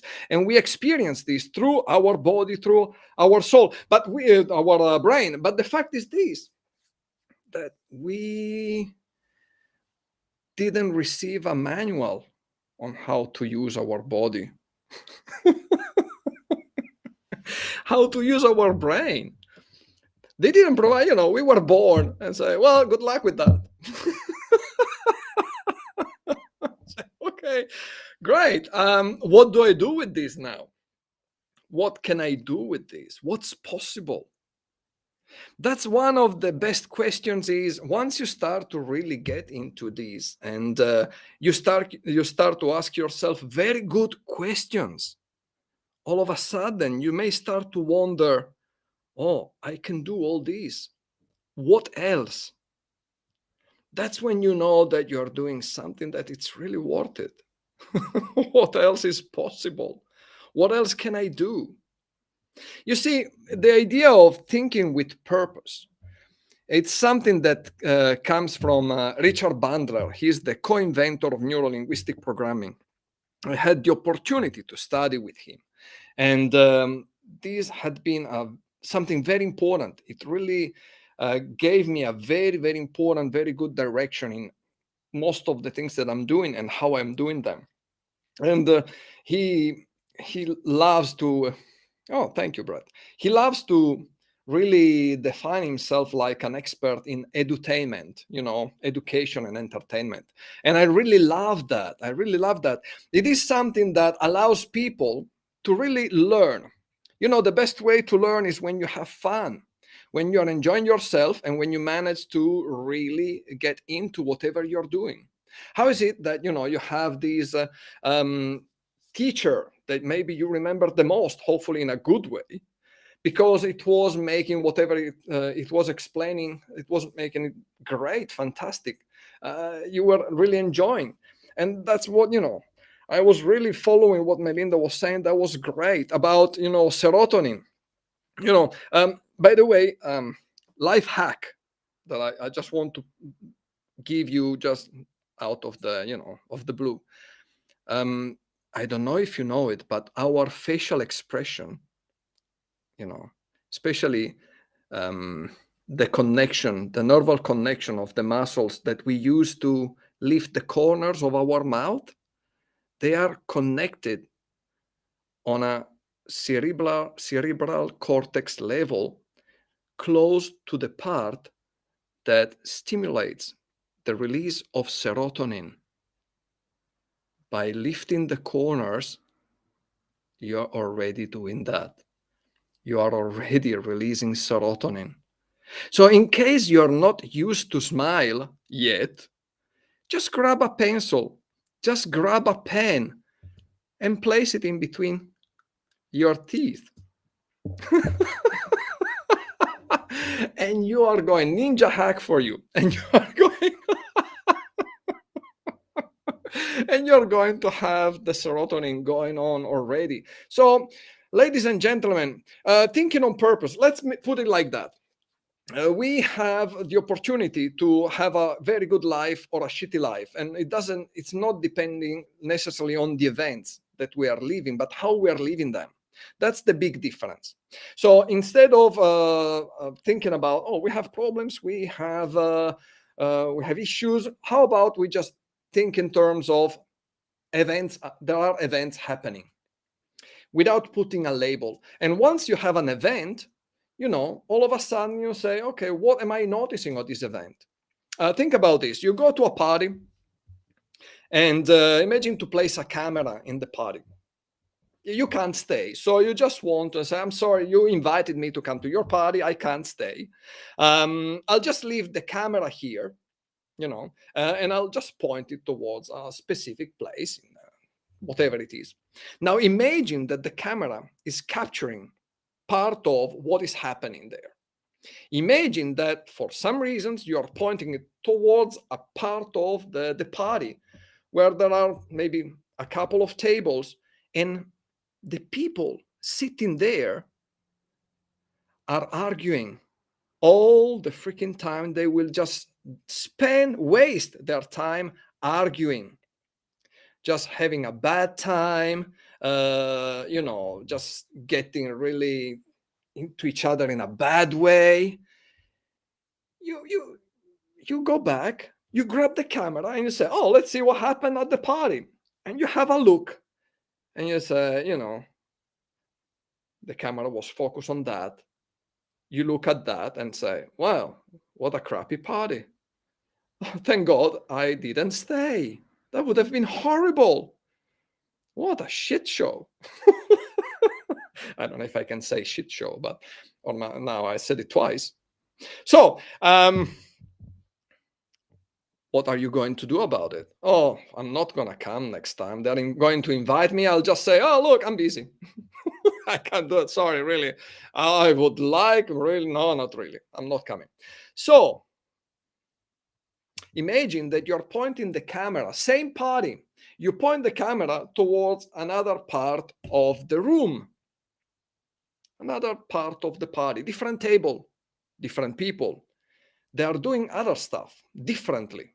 Maybe they are having fun. Maybe a person stands up and because they're having so much fun, starts to tell jokes, and they are very good, decent. It doesn't matter, because the people that are there that you're filming in that very moment, that the camera is filming, they're just having so much of a great time. And then eventually they start to dance and everybody's happy.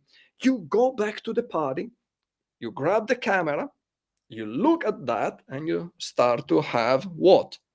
You give a different meaning. You give a different meaning. You say, oh my God, this party was amazing. Oh my God, this was beautiful. Next time you go to the organizer, next time you need to really let me know in time, because I really want to be here next time. I want to do it. This is great. This is the best party ever. How often we are focusing our attention on whatever is the event. Keep in mind that the amount of information that is surrounding us is huge. Now, I never counted it. Somebody maybe did. I have no idea. But a few times I got people telling me that we have between 9 to 11 millions of bits of information actually bombarding us every second. Now, out of these, they are just too many. We just can't really do much with that. It's just too many for us. 11 millions. Again, I didn't count them. Now, out of 11 millions, we have roughly 130 bits of information that are actually somehow passing, and we need to choose which ones we really want to give more importance. So would it be possible that maybe we are just selecting the wrong ones if we think that all our life is just a big problem? How often you go to see a movie with another person and you have the same movie and you have two different experiences? That's something that can happen. That because you focus on an aspect and the other person is focusing on something else. Two people having a similar experience. And then a person is coming out in a certain way, another person is using it differently as an opportunity to grow, to know more, to make a difference in his own life and in the lives of the people close to him, and even more than that.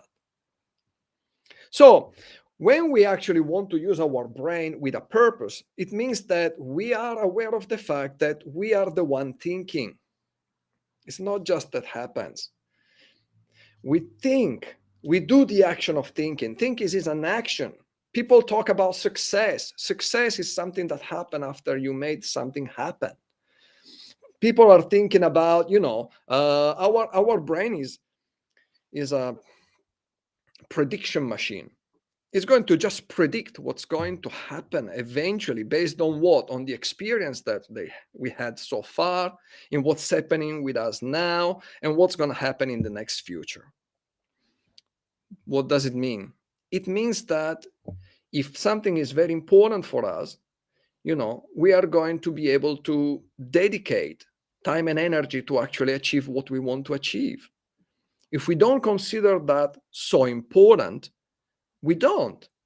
Our brain is not designed to make us really, to give us results. Our brain is designed to move in directions. Imagine this. Imagine you wanted to move a car. Imagine that you are going to try to move the car by pushing, by pulling, by lifting. Well, good on you. If you are that strong, go for it. I prefer generally get into the car with the key, start the engine, and use the steering wheel. And that's the same thing that you can do with your own brain. Is this very simple? When you actually give a direction to your brain, you give a direction to your life. And that's something that is going to make a big, big difference. If you just think about, yes, I want this, I want that, why am I not getting it? It's not going to help. People come to me and say, I'm not having these results. Okay, cool. Show me your habits. What are you doing every day? How are you thinking? How are you living? What is it that is making the difference that is going to allow you to get the results that you want? You see, another ninja hack. That's another ninja hack. People think that giving directions to the brain can be very complicated and very difficult. It's actually quite simple when you know what to do and how to do it. Want to know it? I'll tell you. Yes, ninjas. The simplest way to direct your brain into thinking in a certain way is by asking you questions. That's the beauty of it. Our brain cannot not answer a question. So use these wisely. Let's imagine. Imagine waking up in the morning and the first question that you ask yourself is, how shitty is going to be today? Your brain is going to actually say, oh my God, that's what he wants. He's moving me towards that. So I'll just going to highlight all the different reasons so that he can justify the fact that this is going to be a shitty day. Yes. So, well, better would it be, for example, to ask yourself another question. How can I be happier today than yesterday? And your brain is going to highlight all the different bits and pieces that would allow you to be happier today than yesterday. And it's not just about being happier. Hey, it's quite cool, by the way. When you can learn to be happy for no reasons at all, you're on the way to actually have a very good life. It's not just about that. You see, that's the moment where you want to oh, if this is possible, what else can I do? I'm telling you. Right now. Imagine this. How can I learn these faster than yesterday? How can I improve? How can I be better today than yesterday? How can I make these simpler than what I used to do so far? There is a system, I think it's called in English is RAS. It's the reticular activating system. It's a small part in our brain. It's here. Has a very important.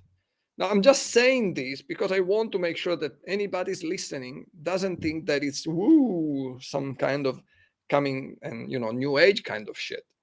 It's actually something that we already have. It's actually a part in our brain, our RAS, reticular activating system. That's the part, very important, that is deciding which information they need to get into the conscious part of our brain. What passes and what doesn't pass. And when you know how to hack that, you can make a huge difference.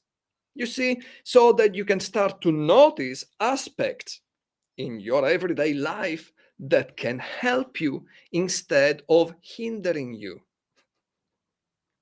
Have you ever had the moment where you want to change car, and when you decided, oh my God, I really want this model of car and eventually want this color, all of a sudden you start seeing this model of cars every freaking where. So what the heck happened? Everybody decided to buy this car. Nobody had it before. When I was 4 or 3, I don't remember. It was a long time ago.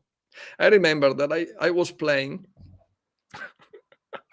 I was playing soccer with my dad, with a few friends. I was in the mountains in Italy, and all of a sudden the ball ends up in the tall grass. It was there, and there was some kind of a bar, kind of like a cottage thing. It's very rustic, very nice, and there were people sitting there. So all of a sudden there is this lady, this young girl, and she was pregnant. I didn't know what pregnant was, and I remember I went there. I couldn't find my ball. I went there and I asked the lady, you imagine a 3-4 years old say, I'm sorry, did you see my ball? She says, no, I didn't. I see. I was a little bit suspicious because I could see that there was something round underneath the dress. And, being pregnant and I don't know how many months, but, maybe close to the date. So Are you sure? Aren't you pulling my leg? Aren't you hiding my ball underneath your dress?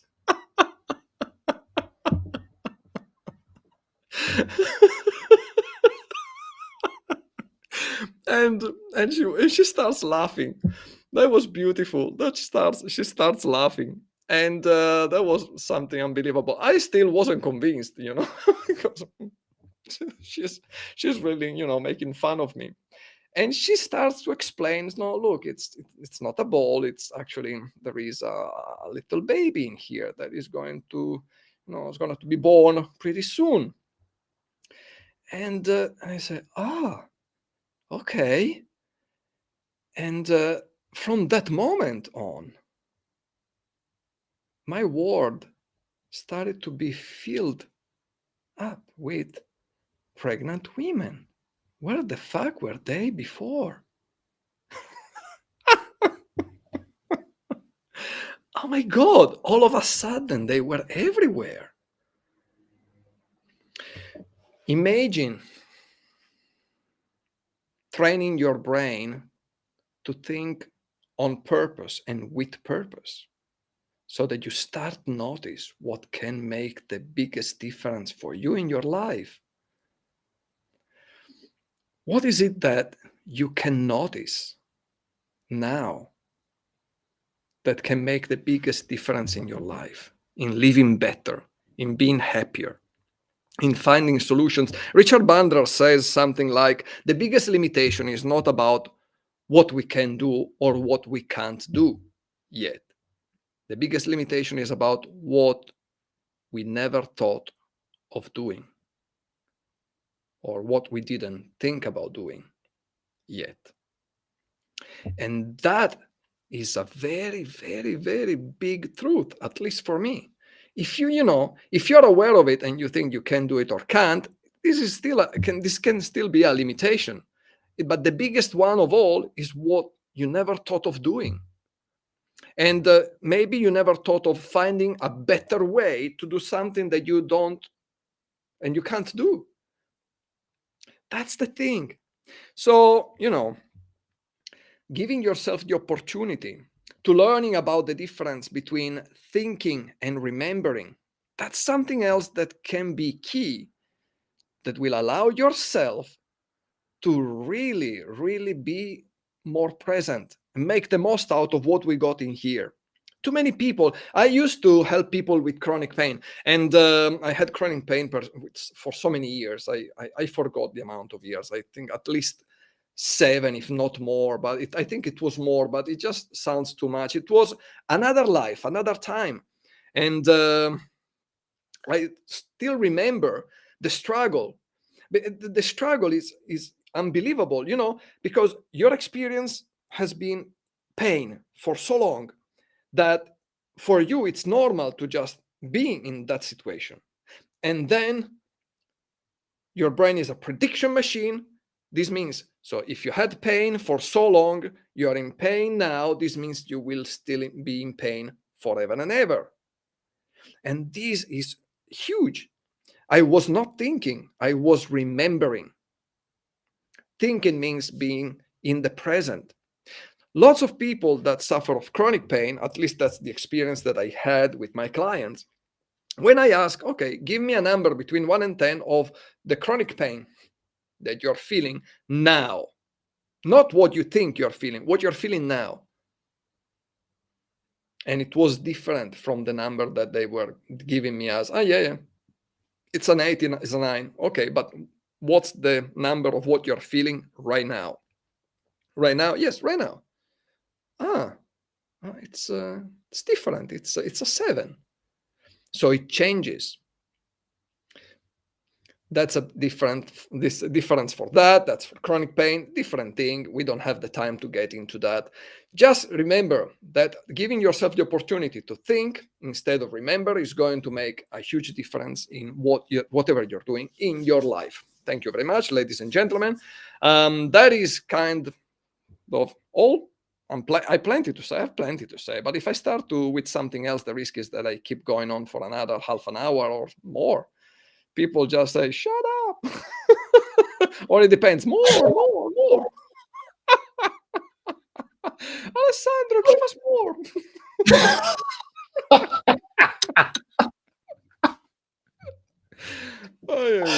Yeah, mate, you are so I'm having a fun. ball, man. I love this. It's just, I love it. Yeah, that was absolute gold. Legends, if you guys and girls, incredible humans, have any questions for Alessandro, now is your time to speak up or forever hold your peace. And Alessandro, I'm trying to think because we caught up probably a couple of months ago now. You are amazing, Alessandro. Paul, you are amazing too. Love that laugh. Yeah, I like it too. That's why I practice a lot. All right. Thank you, Paul.